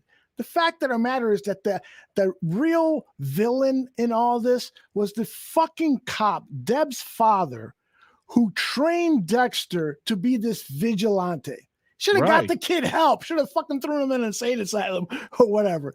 What about what I said about Harrison, though? Like killing that kid innocently in school, or even being the kid that he killed in the school. The kid committed suicide, didn't he, if I remember correctly? No, Dexter's son killed him. Oh, that's right. He did die after a week. And Harrison made it look like he was defending himself, but Dexter knew because of the blood spatter that he killed him. And he did kill him, and he confessed it to Dexter at the end of the show. So, again, he's doing the same thing. And the same fucking night before, he was there and was advocating Dexter killing Kurt. So, I mean, and suddenly now he's got a moral compass when he's doing the same shit. And now just out of nowhere, you killed But he Coach. explains that. He says, I don't want to be this way. I want to be normal. Dad, I don't want to be like you. And Dexter finally gets it, which is why he raises his hands and said, son, you need to do this. You need to put me out of my fucking misery. And you need to erase this bond that I was trying to have with you by killing me. He just committed murder. He just shot Dexter like that. And suddenly now he's cured and he's got a magic cure. And the rest of his life, he's going to be okay. Come on, man. It's symbolic. It's much more. It's implausible. It's not at all implausible. He was just with his dad killing Kurt the night before. So hours what? Before. So what? So, he's the same guy, and killing his dad, like the only person that he's got in the whole world, makes no sense. I don't know, man. It made sense to me. I was actually moved. And as soon as it was over, I turned to my wife and I said, I think that is the absolute best ending they could have come up with. I disagree. Angel does it. It comes full circle. Well, I'll tell you this. I'm in the minority because I went on social media anticipating that people were going to say this is one of the great endings, along with 6 Feet Under and other great shows and so forth. 6 Feet Under was tremendous. It was indeed tremendous. And there it was. I was fucking greeted with people saying, this is the worst fucking piece of shit. I can't believe they brought back Dexter for this season and they fucking kill him off like that. That's bullshit. I was reading so many comments. I was like, holy shit, is this like alternate reality? I did not get it at all. And then when you piped in and shared the same sentiments, and now Adeptus and others are, maybe I'm totally wrong. Maybe I'm not getting it. I am not buying Harrison, who was involved in a murder with him hours before, suddenly getting a moral compass to the point where he wants to kill his own dad. He's taking a stand now after he's killed an innocent kid in school, and then falsely got people to think he was a hero. He's the same fucking monster. Mm-hmm. And if anything, he's the spoiled fucking entitled person in this thing. Like Dexter the whole time, whether we like him or not, or you say he's a monster, like Dexter could almost just look at his son being happy talking to other kids and almost cry. Mm-hmm. Like his whole existence at that point was just to make his son feel loved, and his son shot him. I do agree with you and Adeptus when he says the end game needed to be Harrison gradually realizing that his own father fits the code. Right. Okay. I'll go with that. Fast. Yes, I agree. It's got to be a slow build. It can't happen just with a flick of a switch. I agree with that. You know, it was a 10 episode season. It should have been 12 or 13. It did seem, you know, like from a budget standpoint that they may have cut corners. I think previous seasons have been maybe not, but yeah, they were 13 and all the other ones. There you go. So they were missing 3 episodes, and maybe that third act, so to speak, was missing. So I'll give you guys that. But why do you think the scene with Batista there even exists in the final episode if he's not going to be involved? Like when he says, "Okay, I'm en route." Like, why would he be en route if you're not going to use him again? That should have been cut. I think the reason why is because, as she told Dexter, is tomorrow you're going to be charged with all these murders. You're the Bay Harbor butcher, and so you need that Miami cop to come up there to make that arrest. I thought, but he doesn't come up there. That's what I'm saying. They should have shown him being there. Well, maybe he was. Maybe he was taking a shit, and little snakes were coming out. I still think Batista, they missed an opportunity to have Batista confront him. And then even if Harrison still kills him, they missed a golden scene for it all to come back full circle. You could mention stuff from season 1 through 8 because Batista was there for all of it. All right, it is time now to bring back our man Santucci, because Stephen Mee says you got to bring back Santucci because he'll stop all this talk about a TV show he's never seen. Tooch, how are you, brother? He's muted. There we go. I gotta go. I'll just tell you this: Euphoria came back Sunday night with Zendaya. Yeah, it was so good too. I haven't watched it yet. How much you remember about season 1, and I got to hurry, and I want you and Tooch to enjoy the rest of the show and everybody listening. But the guy that was the bully in the first season, the football player, Nate. Yeah, Nate, he got his fucking ass kicked in the opener of Fesco, and it was phenomenal. I've hated Nate the whole fucking series so far, and he got his ass whipped like he's going to the hospital. Like Olin Kreutz just hit him. Are you caught up on Yellow Jackets? That last episode, man, what the F? Yeah, let's get Dan out of here and then we can talk about Yellow Jackets and other things. I loved Yellow Jackets. Did you the last one was great. You want to talk about it, Dan, before you go? Yeah. Don't get into fucking I was detail. Like, wow. So she killed the guy. I was like, damn. I know. Shauna has always been a bad person. Yeah, and her husband wasn't even cheating. She was wrong. Yeah, see, I know. I'm not digging on Yellow Jackets. I'm watching it because I'm invested now, but I don't know, man. It's not working. I wish they would have done a linear story as opposed to bouncing back and forth. The story on the island with these girls who have crash landed on this island and now have no supplies and they're headed towards what's it called when you eat cannibalism. Headed in that direction, which has been teased since before the first episode, and here we are, fucking episode 9. I haven't seen anybody eat anybody yet. I wish they would have done that linear It looks story. like they're getting close, though. Yeah, but towards the season finale. That's probably going to be the fucking cliffhangers. She's about to eat somebody. I'm close to eating another pussy, by the way. Wait a minute. Before you go, what's been going on with your sex life? Because people have been asking me privately, hey, is Dan still having sex? Because if not, why isn't he talking about it? Because I need to get off. The last time I got off or got sex, whatever, was the last time I had sex was a couple days after Christmas, which was my Christmas gift, I guess. Nice. Well, so it was like December 27th or whatever. Mm-hmm. Things are building up. Yeah, well, things are building up.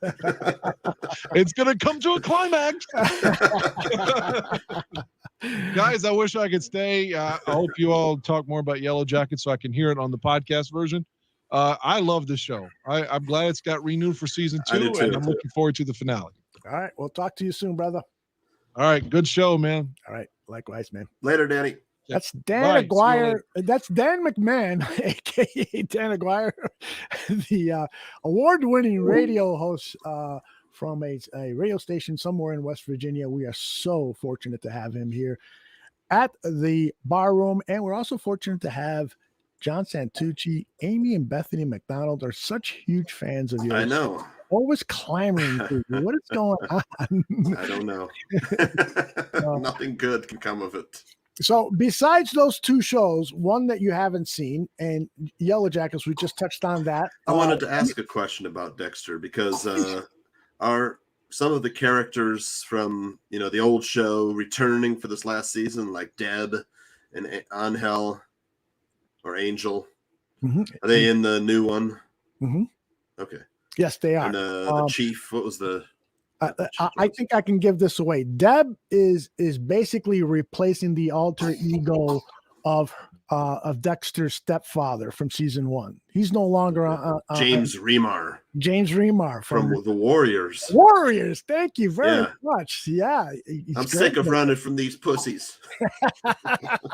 You remember it very well. I love that movie. What was that? 1978? Yeah, 78.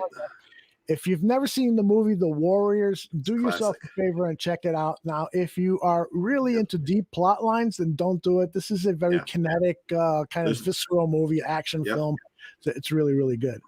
By the way, people have been talking about Yellowstone. Vince just posted up that Yellowstone isn't a bad show. Now, you have not seen that, right, Tooch? I have not. I think I made 1883 is available to me. I don't have Peacock. I have Paramount Plus, which ironically I ordered Paramount Plus so that I could watch Yellowstone, but you have to pay for it. And they only have like the latest season available for free, which is like what? Man, anyways, this whole I've got to get Peacock or something to watch. Streaming is going to make people go bankrupt. Is what they're doing. They nickel and diamond everything.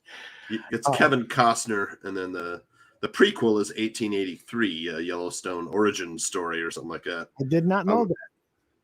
I think I might watch that one. With Dexter, I haven't watched the latest season. What was the verdict? Was it great ending, bad ending? I love the ending, but the majority of people are saying that it was not a good ending. The majority of the people in the chat room and Dan didn't like the ending, and the majority of the people in social media thought the same thing. Dan doesn't like anything, though, Yeah, Dan is a contrarian. Let's face it. 4,000 Clover says Yellowstone is fucking awesome show, and I typically can't stand cowboy stuff. This is is it Kevin Costner in that one? Yeah, okay. Kevin Costner. And who else? I think there's a female name that we should remember, or another male co-star. And anyway, I've told my wife we got to check out Yellowstone because everybody's talking about it. So, Steven asked me, speaking of Peacock, how's your sex life going, Aldo? I'll tell you. He has been very salty in the chat room, Steven. Steven has been. He's pissed off that we gave away the ending of Dexter. So, anything else that you've seen, Tooch, that you want to brag about here or suggest to people? Let's see. Goodness. What have I watched recently? Sidney Poitier died. So oh my gosh. Yes. I watched In the Heat of the Night. Excellent with movie. Rod Steiger. Pretty much the pre-gen. Is that the precursor to the buddy cop movie? Yeah. Right? That's right. Yeah, that's a good point. That's a good point. And it was made in 1967, and looking at it, I was like, it's very well made. Yeah, beautiful camera work. Norman Jewison film, it didn't look 67 at all, other than the clothes and the cars. Mm-hmm. But the style and the camera, it was shot in 70 millimeter, Panavision, beautiful, beautiful film. And then decent. I mean, Sidney Poitier is a great actor. Yeah. Rod Steiger, pretty damn good himself. That was a great effing pairing. If you were to make a list of great pairings in movie history, you might want to include that in your top 100 list. There's no doubt about it. Rod Steiger as a small country sheriff who doesn't like a African American cop coming into his district and telling him what to do with the investigation. Well dressed, handsome, smart. Yep. You know, and gets roped into helping Rod Steiger's redneck police chief solve a murder. Excellent. Yeah. I'm glad you saw that. Yes, Sidney Fantastic. Poitier made a lot of great movies over his years. I saw something, and now it just left my mind as to what I saw that was pretty good. I'll come back to it. I'll remember what it is. But let's talk a little bit of football, because there's a bunch of new people who have just joined the show, and I want to get your opinion and other opinions on the Chicago Bears. Do you have, I've been rolling this scroll at the bottom of the screen here with confirmed coaching candidates that are being interviewed, Todd Bowles and Brian DeBall and so forth. Anyone on this list really, really appealed to you? No. Really? None of them. Not even Brian Flores, we've talked about. Maybe he's not a great people person. Leslie Frazier, he does not appeal to me either. Former Bear, former player, but defensive guy. Right. Nathaniel Hackett, I don't think he has really anything at all to do with the Packers' success. That's Rodgers, and to a small degree, LaFleur. Leftwich intrigues me. What do you think about Byron Leftwich, the former quarterback who now is the offensive coordinator of the Bucs? Well, it was gutsy as a player, so you got to love that. How much of his success was Tom Brady? You could say same, former player, which I like. It hasn't been a head coach yet, but there's potential. If you held a gun to my head, I would probably lean towards Leftwich. Doug Peterson's kind of intriguing because he's done it before, as a former player. But if you're talking former Bears player, been a head coach in the NFL, knows the NFC North, it's got to be Jim Harbaugh. And then you bring back Fangio. That's the McCaskey's backing into it by accident and doing the right thing. Do I think Jim Harbaugh is like the smartest coach out there? Not really. I think Harbaugh would need a guy like Fangio to, like Ditka did, let him do the defense like Buddy Ryan did. And then it depends on who Harbaugh hires as an offensive coordinator that's going to, be innovative and is going to use the strengths of Justin Fields to his best abilities, and then Harbaugh, you just need him to rally the troops, understand what a player goes through in the NFL.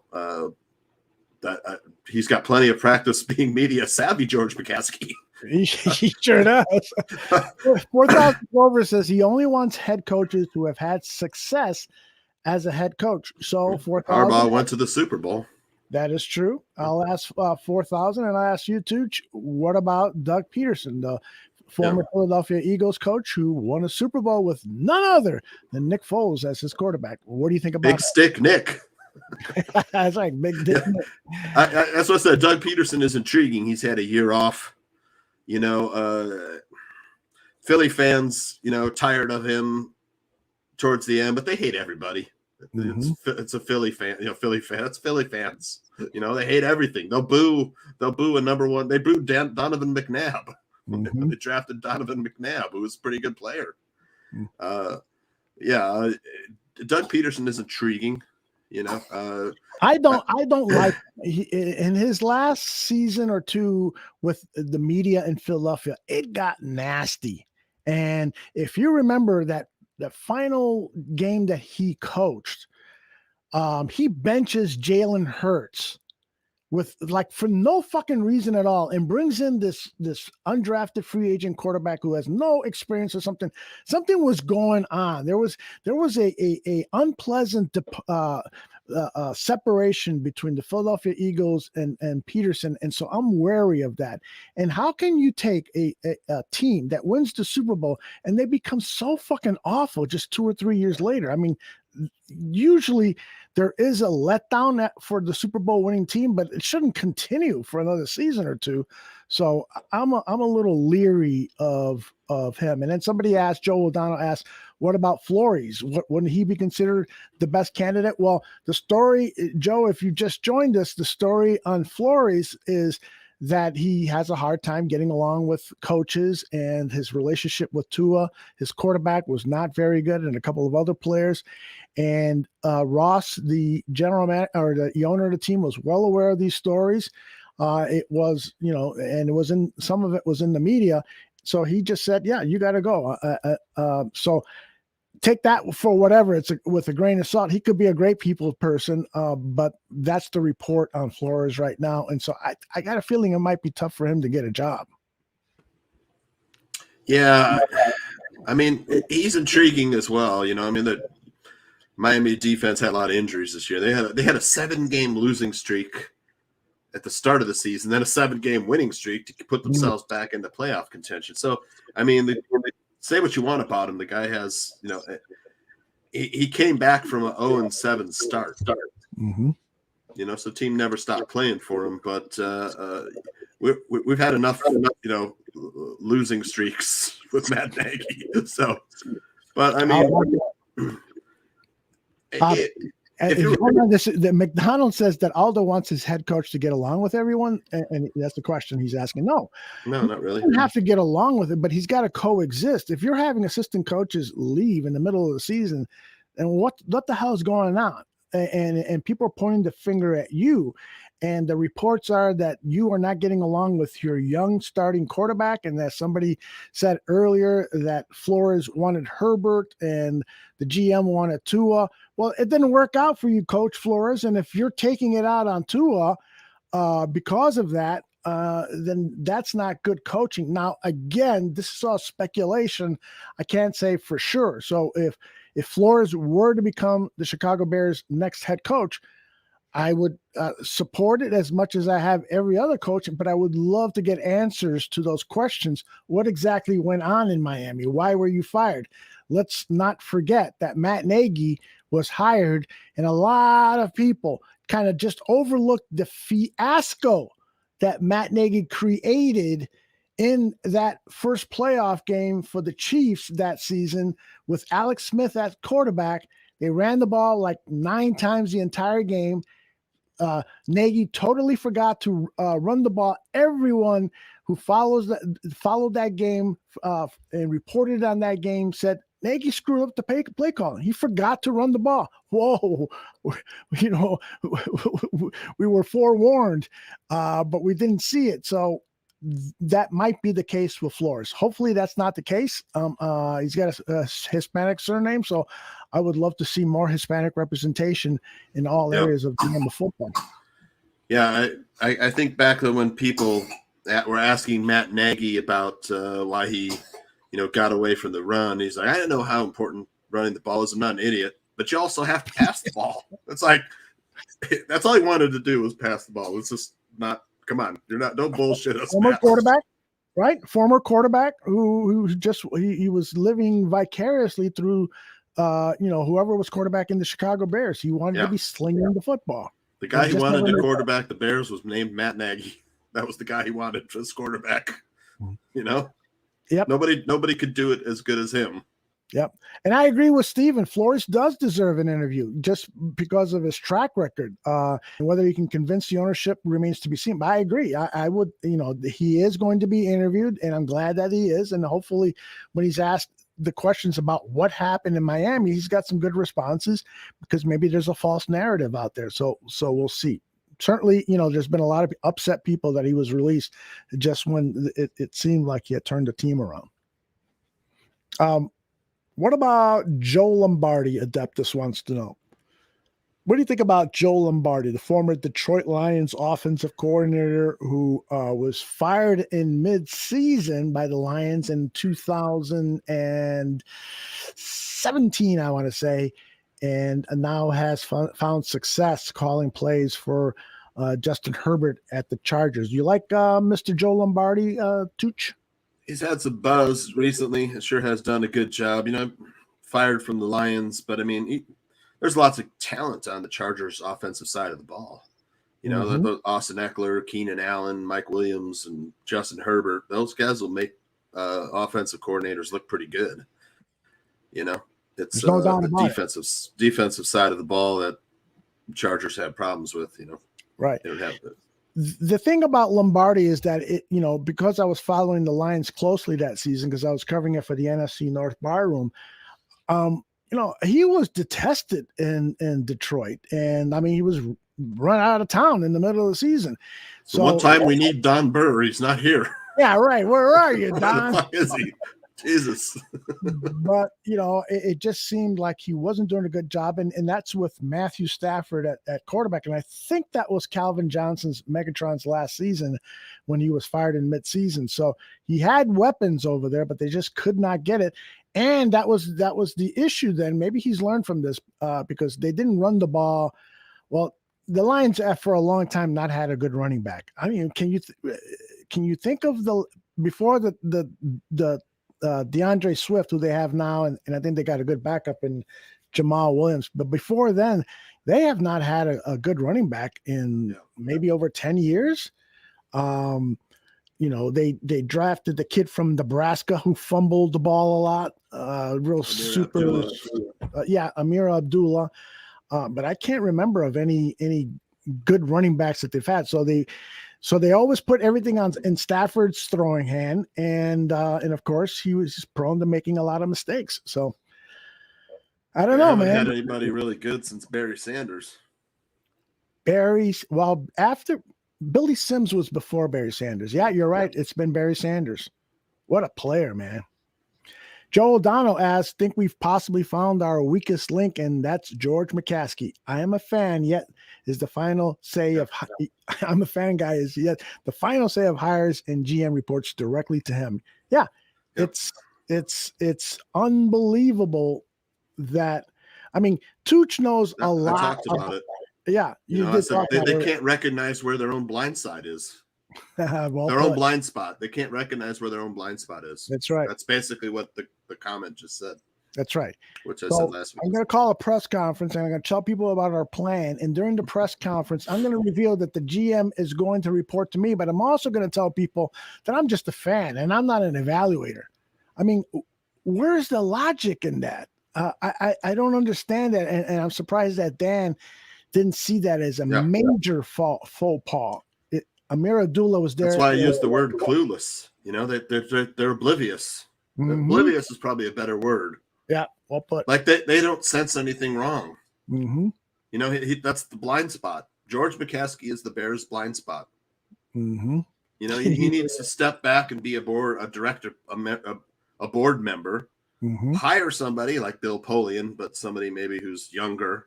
Mm-hmm. You know, Bill Polian may only work for a year, before he's gone. Or he might be in his last breath right now. Exactly. This search might kill him. Having to talk to George McCaskey might kill him. Dealing with Ted George might kill him. Can you imagine Bill Polian is like, okay, so there are 4 downs. You know, the ball has to move at least 10 yards to get 10 yards the renewal down. Of downs. Oh, I get it. But what's a down, says George. All right. My mama used to give me those little white pills when I'd get too hyper. Downs. That's what it is. Poor George McCaskey at his age has to be taught how to evaluate talent, how to deal with the general manager. And Mike Florio had it right. Somebody in the chat said, it's the first time I've ever agreed with Mike Florio. Yeah. Mike Florio said, if you don't know how to evaluate talent and you're an NFL owner and have been so for over 11 years now and have been in the football family for decades, if you don't know these things, you should sell the team. Yeah. It's sad. They might, it could be they're waiting for 2 things to happen to sell the team. Mm-hmm. Mommy dies, which will give them all clear, and sell it when you've got that Arlington Stadium and fan experience in place. What you want there is the stadium. Mm-hmm. You want the casino. What they could do is just retain some rights to casino revenue, right? Restaurants, shopping, a fan shop. Yeah, head shop.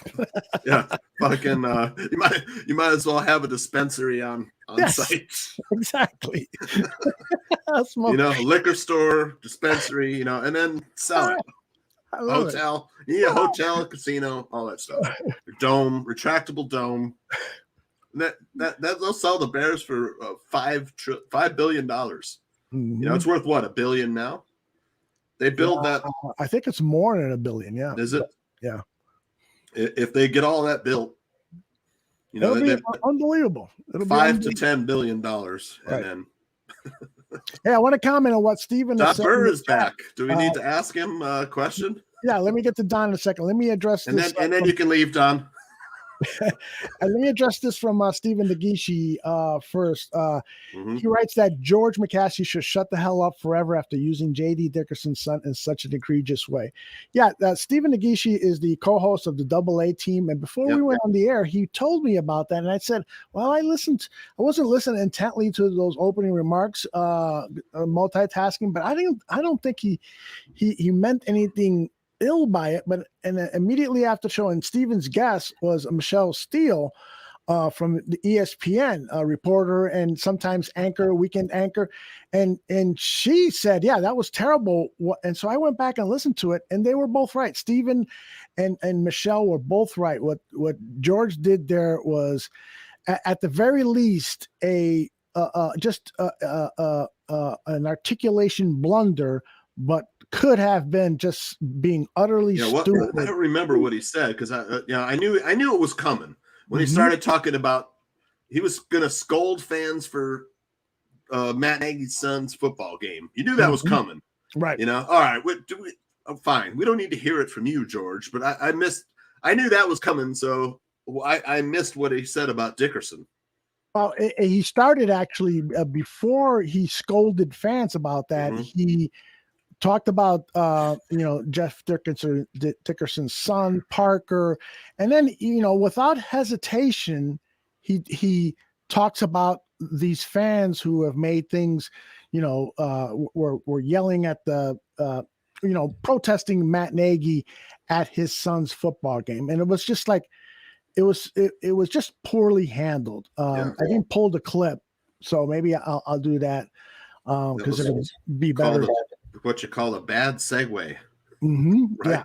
Yeah, exactly. And Steven says, why the hell did he have to reopen up that old wound anyway? That whole Nagy's gone, but it is what it is. He lives in another world. I think that George has gotten kind of crotchety in his own age, because he never displayed that before. Although, we are learning now from Olin Kreutz that he was, bitching out a former Bears linebacker because he wasn't wearing his shirt in the ticket office. So maybe George McCaskey has had a little of his George Halas. And Michael McCaskey was just as clueless.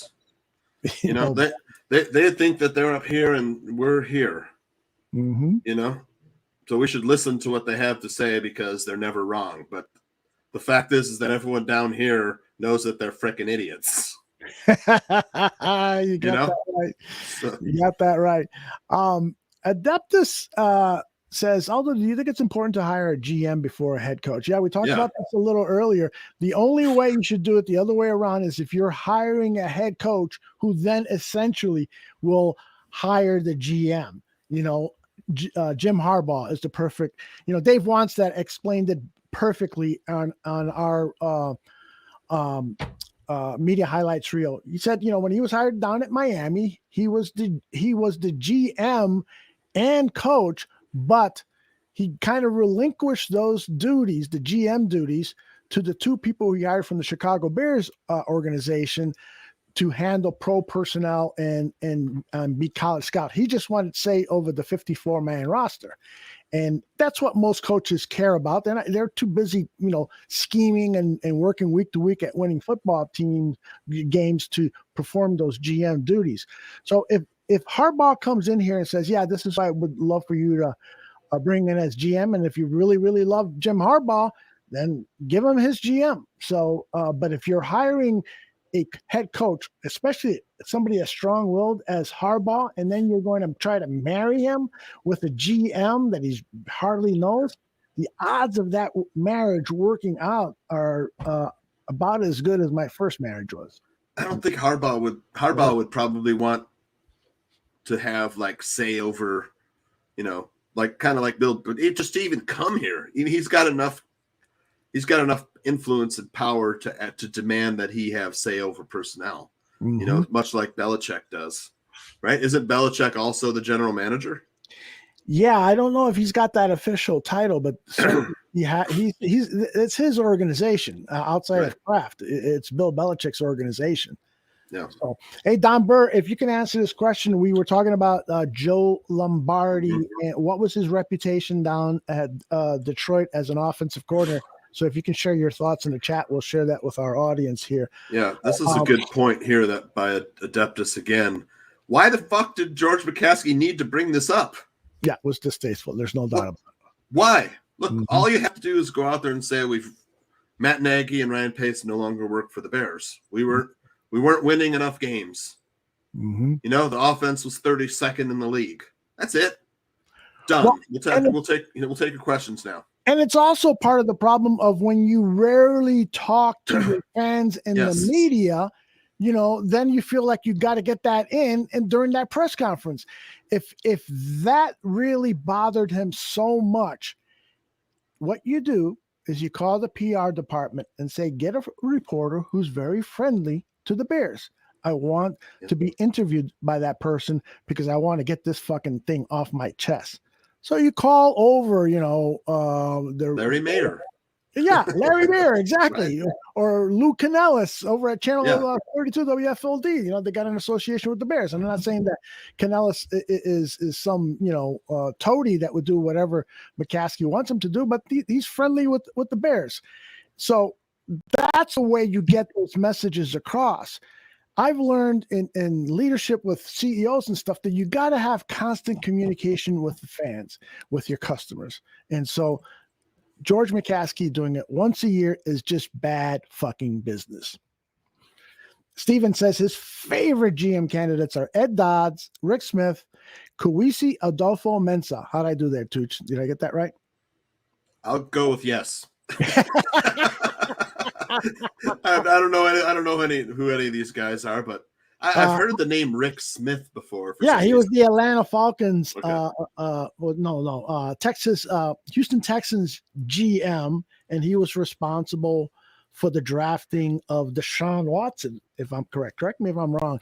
But yeah, he comes highly recommended. Now he stepped away from the game because his wife had cancer, which she lost her struggle for, but he left the organization to care for his wife, and now he's looking to get back into the business. The Factor says George McCaskey should have been traveling with the Bears scout staff, learning football instead of standing in a ticket box when he was younger. Yeah. Or else, or just be a board member then, right? Right. If you're not going to learn the game. I learned today when listening to these media clips, I learned from Dan Bernstein over at the WSCR is that George McCaskey used to be an assistant prosecutor. Did you fucking know that? I didn't know it. No, I didn't know that either. So Cook County? I don't know. That's all he said. But apparently, so he's got his law license, and he this guy,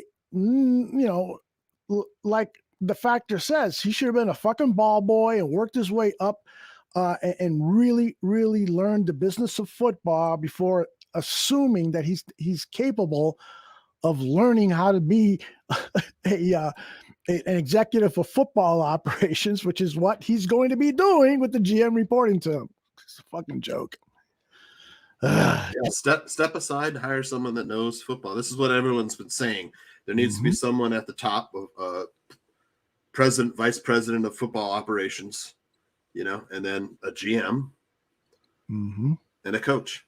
And that's Greg what the reporters tried to. Why don't you think that structure works? They tried to ask the question of George McCaskey. He kind of, I don't know if I don't think he understood the question, but he kind of didn't. He didn't really answer. He didn't give an answer. Yeah, there were a few times where it seemed like he had no clue what the question was. Yeah, because he's the blind spot. He's the blind spot of the organization. Yeah, exactly. Did we get a response from Don Byrne? No, he left. I think he came around. He's like, maybe he was drunk and he was just like said a bunch of nonsense and then left. Oh gosh.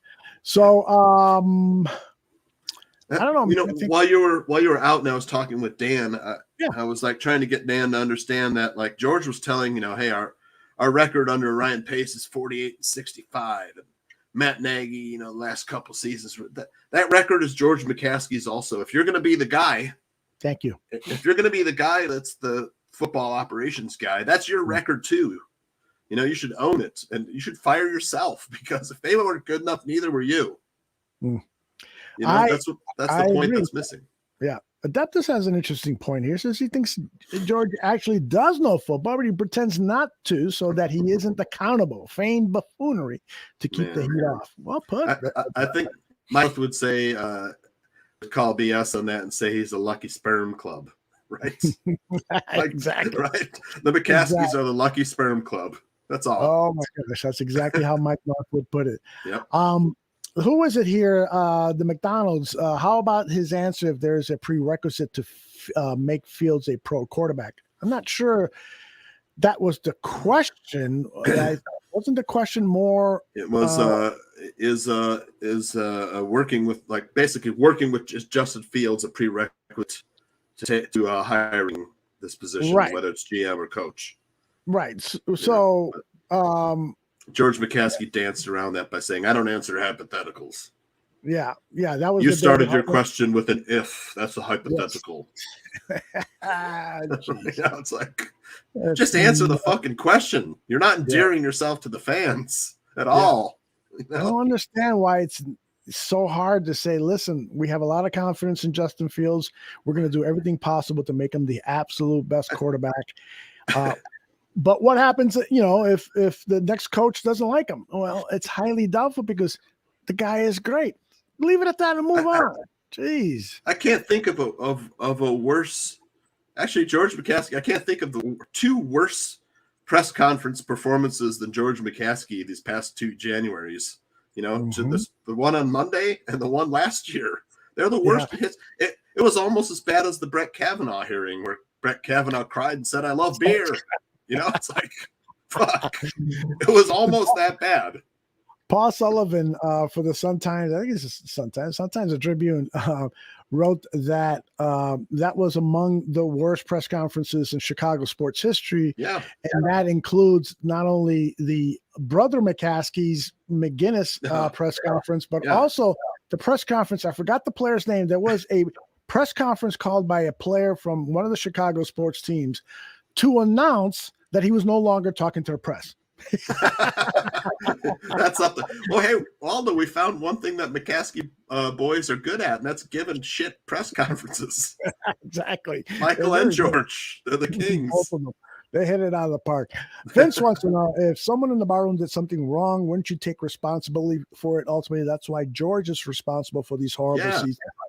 Yeah, we've had issues here at the barroom where, I had too, and I gladly took the bullet for some of the errors that we made. Totally. I mean, that's the mark of a good leader, I think, is that sometimes you say, hey, I apologize, it's on me, and so forth. Even though inside you're saying, that motherfucker, how can he fuck this like stuff? But publicly, you take the bullet, and you know that you hope that things will pass. McDonald says again, Aldo Fields has to go 27-13 to tie matches. Does he though? Doesn't he have to just get in the playoffs and maybe win a playoff game or get the Bears to the Super Bowl? Exactly. I think what he's saying is to compare to Mitch Trubisky's, because he's a Mitch supporter. I think that's what he's saying. No, that doesn't matter, because you're talking about quarterbacks who have been brought up differently. The way that Mitch, for instance, Mitch had a longer preseason camp. Mitch played in more preseason games, and so just a lot of differences. And so anyone that is making final evaluations or is highly skeptical of Justin Fields as a quarterback in the NFL is just not looking at all the data, not looking at all the relevant facts, not looking at the fact that Matt Nagy just got worse and worse and worse. I'll give you an example. Perfect example. It's Mike North Burger account. That's good.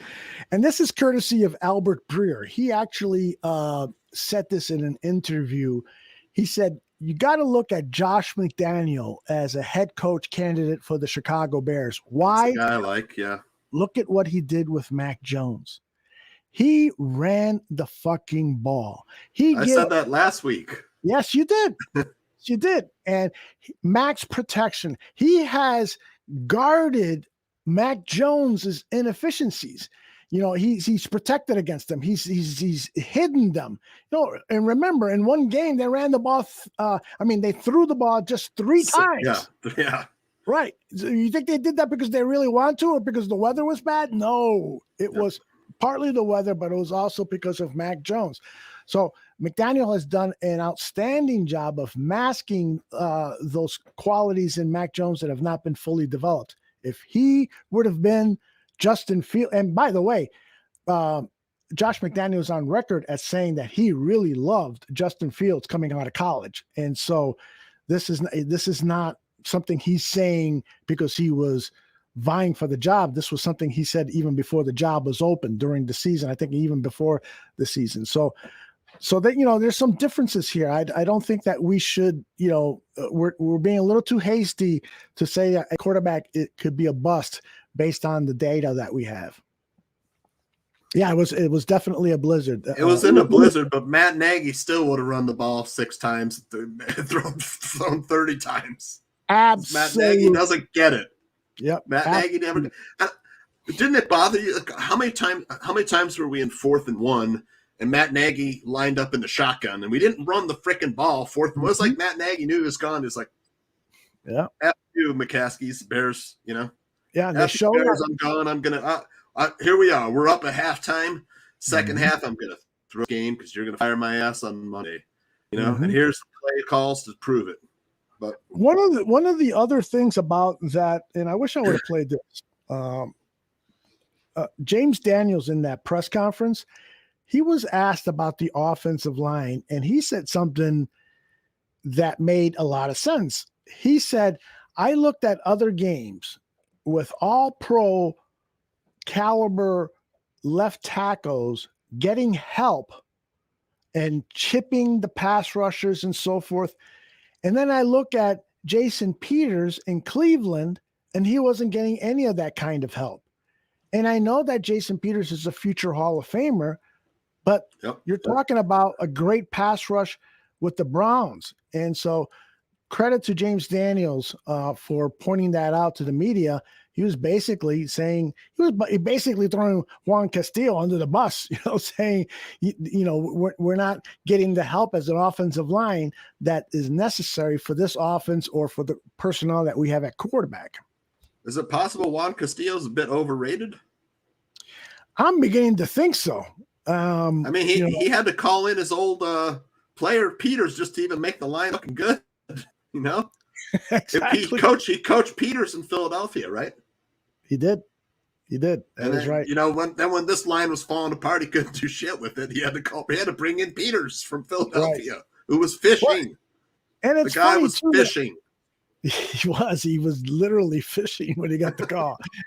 And the other interesting thing about Castillo, who he loves those guys like Tevin Jenkins and Larry Borom who have that edge to them. That's why he was really happy that the Bears drafted those two kind of edgy Olin Kreutz type offensive linemen. But, you know, his greatest offensive lineman was the more sedate, for lack of a better way of putting it, Jason Peters. Jason Peters is not, you know, one one of glass crunching offensive linemen. Do you remember was it Dan Deere? No, Conrad Dobler. Do you remember the name Conrad Dobler? The Rams, right? The Rams. Conrad Dobler. Dobler. He was with the Rams and Cardinals. And the story is that he would chew glass before a game to get riled up and ready. I mean, he was a very, very vicious offensive lineman. By the way, I think he died of trying to shit out a piece of glass. J-Rock says, Aldo, would you bother if the Bears hire a coach that runs a 4-3 and would have to switch again? What do you think about that, Tooch? A little bit. A little bit of bother, but the Bears run a lot of 4-3 already. They run a lot of 4 down linemen. You know what? I think everything is open now. There's only 30 guys or so who are under contract for next season. So whoever comes in, I hope that they are saying, listen, it is time to start over. Don't worry about a thing. In 2 or 3 years, the only names on this roster that you will recognize, if you sign them, if you give us the go-ahead to re-sign them, are Justin Fields, Roquan Smith, David Montgomery, Darnell Mooney, and maybe 2 or 3 other names. Outside of that, this roster, and I'm talking about starters and bench players, are going to be all new names. And so the scheme that we'll be running, don't worry about it. We'll work on that later. But this is about blowing every fucking thing up, and anything that smells of Andy Reid's offense and Chris Tabor's special teams, blow that fucking shit up, disinfect it, and start all over. Yeah. You're going to need probably a center and 2 guards. You got to get better in the middle of the field and the offensive line, middle of the offensive line, and then middle of the defense. You need safeties that can blow people up and tackle. At least they're going to not, shy away from a tackle. Let's just be honest. I don't. You don't like Eddie Jackson. I don't like him. No. And McDonald asked the question: would you cut Eddie Jackson after some of the blunders he had the last 2 seasons? Cut him? No fucking way. Because who are you replacing him with? If you replace him with DeAndre Houston Carson or Deion Bush, is that much of an improvement? And you've got that dead cap money that you got to pay and so forth. No, you try to trade him. If not, you minimize his playing time, disguise his deficiencies until it's much more an appropriate time to try to move him. But you just don't cut somebody. That's, there aren't guys walking around in the street who can, even when Eddie Jackson is playing poorly, he knows the defense. He's calling all the signals for those defensive backs. There is some value in Eddie Jackson. So the fact that he doesn't like to tackle, that is a problem. And he sometimes falls asleep out there. And it's disconcerting that Jalen Johnson has had a couple of instances too where he's had brain farts out there. And it always bites me in the ass. Anytime I compliment somebody on social media, like I said all these complimentary things about Sean Desai in the first half, and then in the second half, that defense comes out and just shits all over Sean Desai's face. That was awful. I think I called him unqualified to be a defensive coordinator a couple shows back. Yeah. See, I don't know. I think he's good. I don't know what happened there. I don't know. McDonald says that touchdown Eddie Jackson gave up to Justin Jefferson on Sunday was wild. No, a better word than wild was an abomination. Pathetic. Pathetic is very good. I mean, how can you do that? I mean, why are you? It's like he stopped to drink a cup of coffee and said, "Oh, I better go back and guard my guy." Too late, touchdown. He thought the play was over and he got embarrassed. Yeah, that's exactly what happened. He should be embarrassed. Yeah, I wish we could find the next Jamal Adams. I know that was one guy you really liked coming out of college. But man, look at that dude when he's in the game. Him or even what's that guy's name? The Honey Badger, Buda Baker. The Honey Badger when the Chiefs are without the Honey Badger, they're not as good at defense. Tyrone Matthew. Right? Tyrann Mathieu, and I know him by his nickname, like Soup Campbell. I want to meet Soup Campbell. Come on, we need to get Soup Campbell on the show. We don't need to ask him how he got his fucking nickname, but we can talk to him a little bit. Yeah, I'd love to have him. I would love to have any of these people in the NFL right now. But this is their season. This is when they're the busiest. So it's really hard to get interviews with people involved with player acquisition and stuff. So it'll be highly unlikely we'll nail anybody, but maybe we'll ask some questions and some requests. There's players at the end of the season, like they were mailing it in. Allen Robinson, Eddie Jackson. According to Jalen Johnson, there were some players who started to give up. Yeah. Yeah. Jalen Johnson, he's had a chip on his shoulder since that letter that Matt Nagy wrote him when they fined him for being late to a meeting. Remember that? Yep. It was do you think Matt Nagy really wrote that letter? Did you ever get a look at that letter? It was Matt Nagy. Yeah, it was. If I remember correctly, it was handwritten, right? No, I think it was typed but signed. Oh, okay. By Matt Nagy, but it was like, we're finding you for, it was like very lawyerly, It's like, fucking bring the kid into your office and say, look, you gotta come to the meeting on time. Exactly. Next time I'm gonna have to, don't make me fine you. Exactly. It's like, and don't put it on paper. Anything that you say or do or any or anything, don't fucking sign anything. Let Ted Phillips fucking sign it. Yeah, he'll get thrown under the bus for that shit. That was stupid. The whole idea of finding players in today's NFL, to me, doesn't work. But don't find. I mean, just bench him, put another guy in there. Mm-hmm. That's the accountability thing that we're missing. Eddie Jackson was never benched for missing tackles. The thing about that, though, is unless you're absolutely sure that the guy that is going to go in there isn't going to give up touchdowns, then benching that starter could be hurting the team and the team's chances of winning. So that's the difficult thing that a head coach has to maneuver around. Yep. I mean, I remember that the season starter against the Green Bay Packers last season, the 2020 season, the very first game, I think it was Eddie Jackson who went out for a couple of plays to get a breather, and Deion Bush was in there, and there was Aaron Rodgers. Hits a long pass. Great quarterbacks like that are looking at the secondary, and they're looking at matchups. And when they see number 26 in there, as opposed to 38 or 31, whatever his number was before he turned it to 4, he's going to say, I'm going to throw in that direction. So difficult to bench guys. What do you think about that? That's one thing we didn't talk about. Yeah, you know what? I guess it didn't bother me. Opinions are split on it, because Matt Nagy didn't thank fans in his last press release, in his last press conference. He's not happy with the fans after that high school football game. So, I mean, part of me can't blame him. Mm-hmm. Yeah, it would have been nice if he would have said, a lot of fans treated me nice. Yeah. And stuff.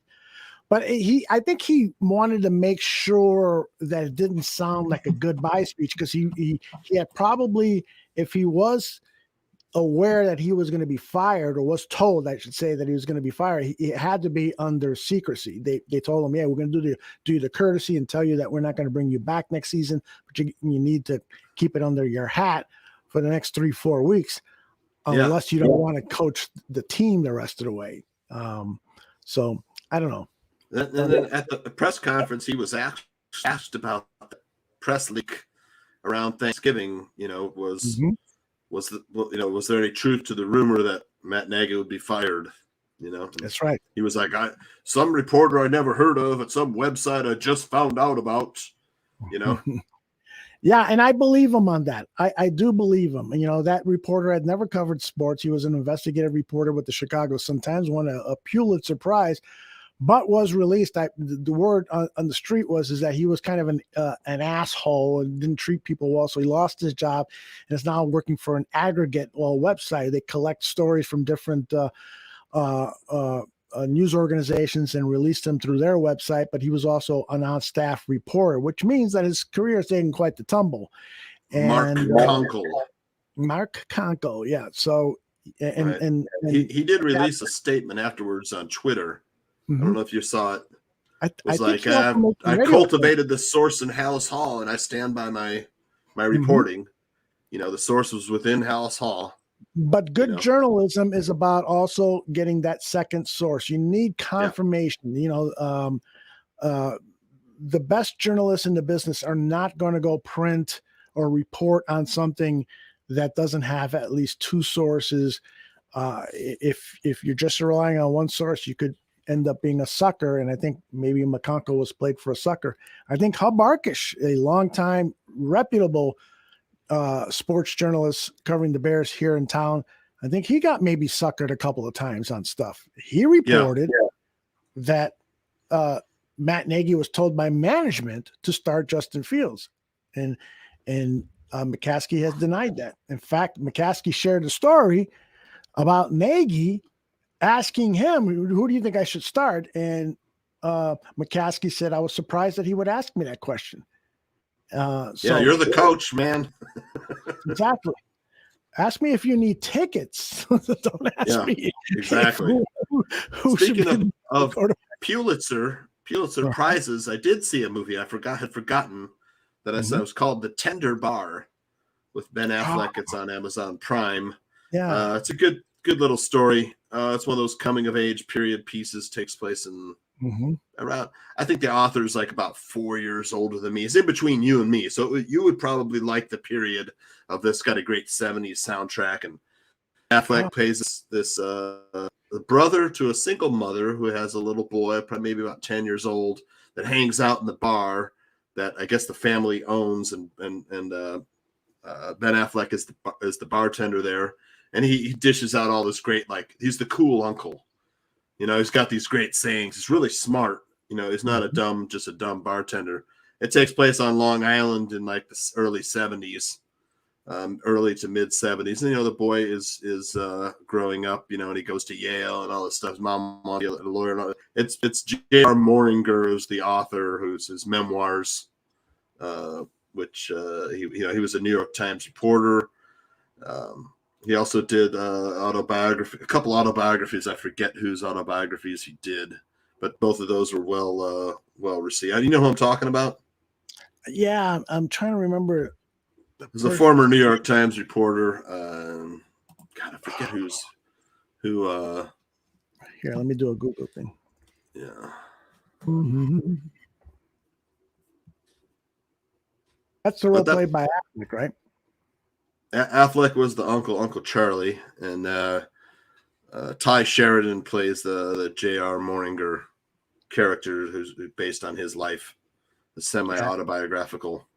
Can't find it. Anyway, the Tender Bar cast.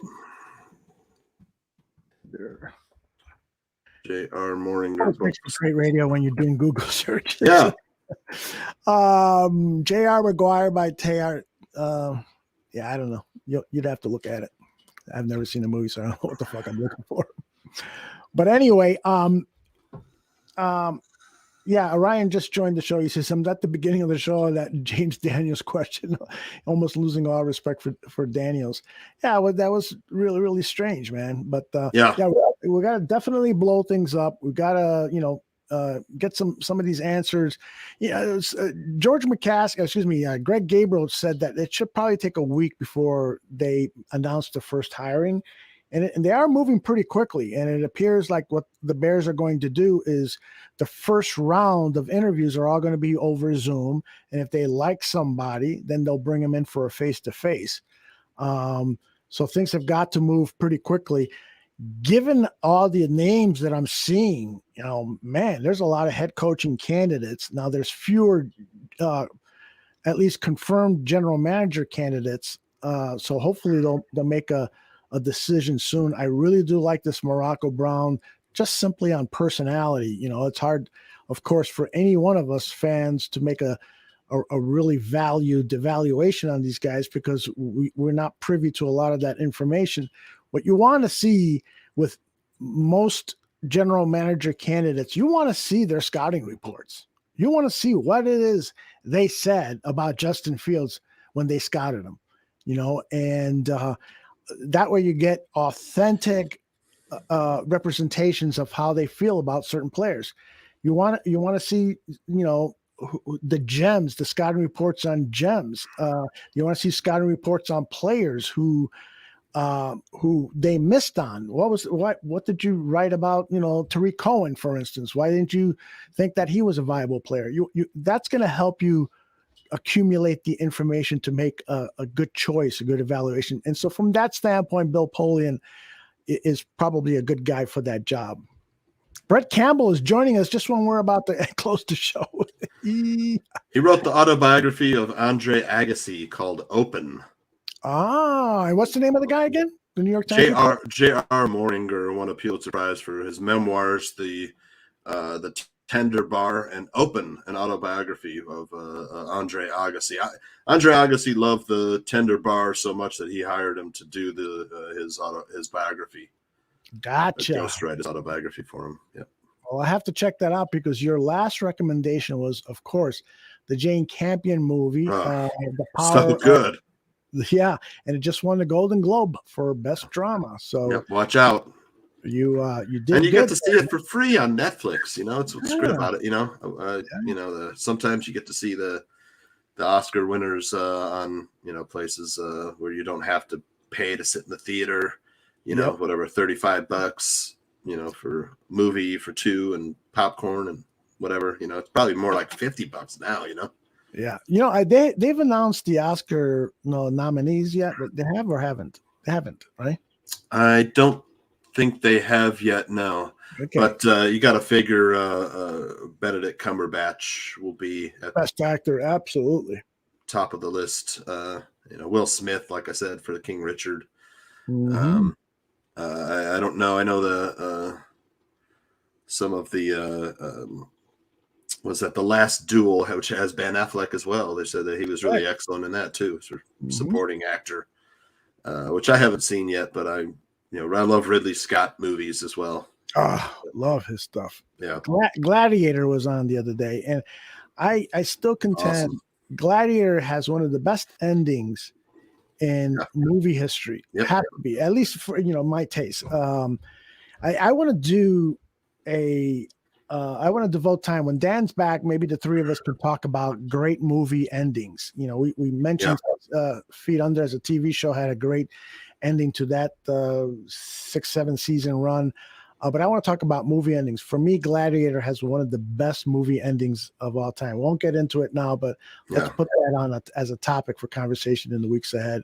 And we'll be talking about a lot of stuff on the Dan and Aldo show with Johnny Santucci. We'll be talking about the draft. And one of the things that Tucci loves to do is scout players and provide evaluations. So we'll lean on his expertise for that. And we're going to come up with a lot of interesting topics and bits. So this show will be on all season long, all off season long. So make sure you keep with us here. Tucci, you got anything you want to promote or tell people before we pull the plug on today's show? Let's see. Of course, I'm giving away a free play every day. I have VIPs that subscribe to my picks. Nice. But man, my free picks are ice cold. I think I lost my last 4. It's just like today, like 1 point or a half point. I'm just missing. So if you're, I'll be back. I had a run of 17 straight free pick winners. Like right before that, it's like now I'm like four straight losers. But we'll be back. For VIPs, I had the national championship pick last night. All 3 of my national championship game picks hit. For VIPs, I had the first quarter under, the first half under, and the full game under. Bam, 3. That was it. 3 wins right there. Set me up. And I was so effing busy. I could not get a bet in. I wanted to get a bet in on that. And, the only bet I've made in the last 2 weeks is on the Bulls. And lo and behold, it was the game they lost. And the Bulls are like number 1 in the East. Or if not number 1, they're number 2. This is great. They are playing outstanding basketball. Yeah. And I put out on Twitter, the only thing that can stop the Bulls from going all the way to the conference championship game is injuries. That's the only thing that can stop them. They're clearly the best team in the Eastern Conference. They could make it to the NBA Finals, man. And I'm so happy. You got to watch out for that the Greek giant, the Bucks. That guy is he's just an amazing player, Giannis You know, I gotta.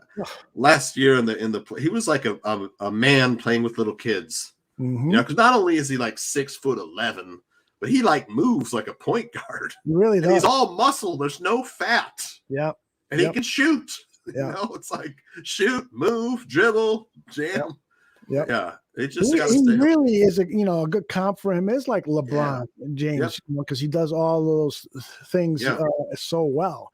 You know, Michael Jordan could have been a better passer, but he hated to give up the ball because generally there weren't that many good shooters that, and he's such a competitive guy that he wanted to take the shot. He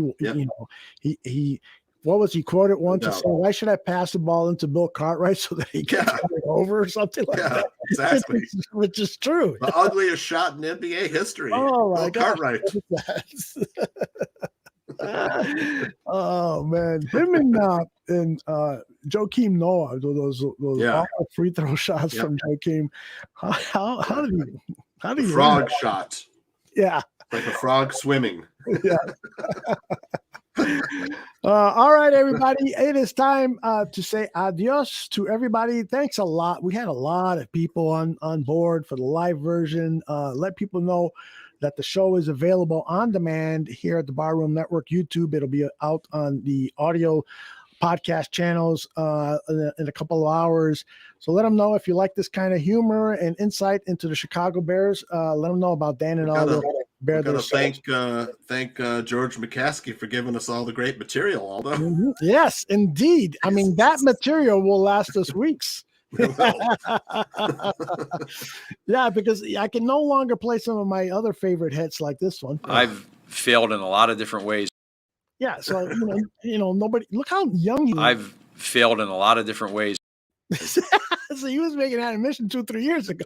It's like those ones I did of him getting progressively older last week, awesome. where he was just finally like desiccated. That was awesome. Sunken and desiccated. Now in this one, I gotta maybe put McCaskey's face. Get your shit together. Get it all together and put it in a backpack. All your shit, so it's together. Yeah, I have to change the face from Nagy to McCaskey. Yeah, maybe even Polian if he fucking fucks this up. And so I gotta retire those or make some changes to them. So I'm the zombie from Pee-wee's Playhouse. They said disembodied head. You can see my shirt here. Come on, it is true. You do look like a disembodied head. Okay. The toddlers are back there sleeping. I've got you got the green screen here, but that virtual green screen taxes my CPU. It's just like that gets a video lag. It's like I need a better video card or processor. Yeah, I need to do some cleaning up on my computer. It's starting to show some signs of you got a lot of stuff in your hard drive. I would love to have a new MacBook. I'll tell you. All right, go fund Tucci's Mac site will be up tomorrow morning, everybody. All right, I want to say for John Santucci, Dan Aguirre, I am Aldo Gandia. We will be back here tomorrow in the morning. It will be, in the afternoon, it's the Bar Down Hockey Talk show with the Parisi brothers and their cousin, Frank Mueller. That's a great and entertaining show. And then my guys. Yeah, that's right. The Parisi brothers. The Parisi brothers. I used to watch them play Little League when they were little boys. It's a small, small world, I'm telling you. And then at 7 p.m., a very special Buffon 55. He's going to have multiple guests on, and it's going to be a jam-packed 2-hour show. And then closing out our broadcasting for tomorrow will be science fiction. The guys will be talking about some science fiction movies that they've just recently seen. You got to check that show out, Tucci. Maybe. I have watched their Spider-Man, the new Spider-Man movie review. I would like to do like a rewatch of the original Star Wars movie, like Mystery Science Theater 3000. Yes. I was watching it. Maybe you and I and someone could do it, but I was laughing. I took some screenshots and I was watching with my daughters, the original Star Wars. I took some screenshots. I'm like, why the hell is C-3PO burning Jawa bodies? It's such a useless scene. Then there was a scene with it was like pull out Porkins, and then they cut to this guy Porkins. It's a fat guy, of course. Mm-hmm. It's like, didn't that actor say something like, "Come on, Porkins, your name is it because I'm fat? Why the fuck is my character named Porkins?" That's good. I've had that idea too of doing kind of a Mystery Science Theater on some films. Maybe we can. The original Star Wars would be perfect because there's so much material there. Oh my gosh! And the fact that I did not like the movie, so I can just fucking make fun of it for 2 straight hours, man. You guys have to throw me off the. We get the science fiction guys in there. Yeah, it's my goodness. Joe Mandel. Yeah, oh, of course, Joe. He's a huge Star Wars fan. The Parisi brothers are huge Marvel sci-fi geeks too, so they'd be fun. They got great senses of humor. Anyway, that is it tonight. This is, of course, the Barroom Network. Dan and Aldo bear their souls. For John Santucci, Dan Aguirre, I'm Aldo Gandia. Bye-bye. See you tomorrow. Good night.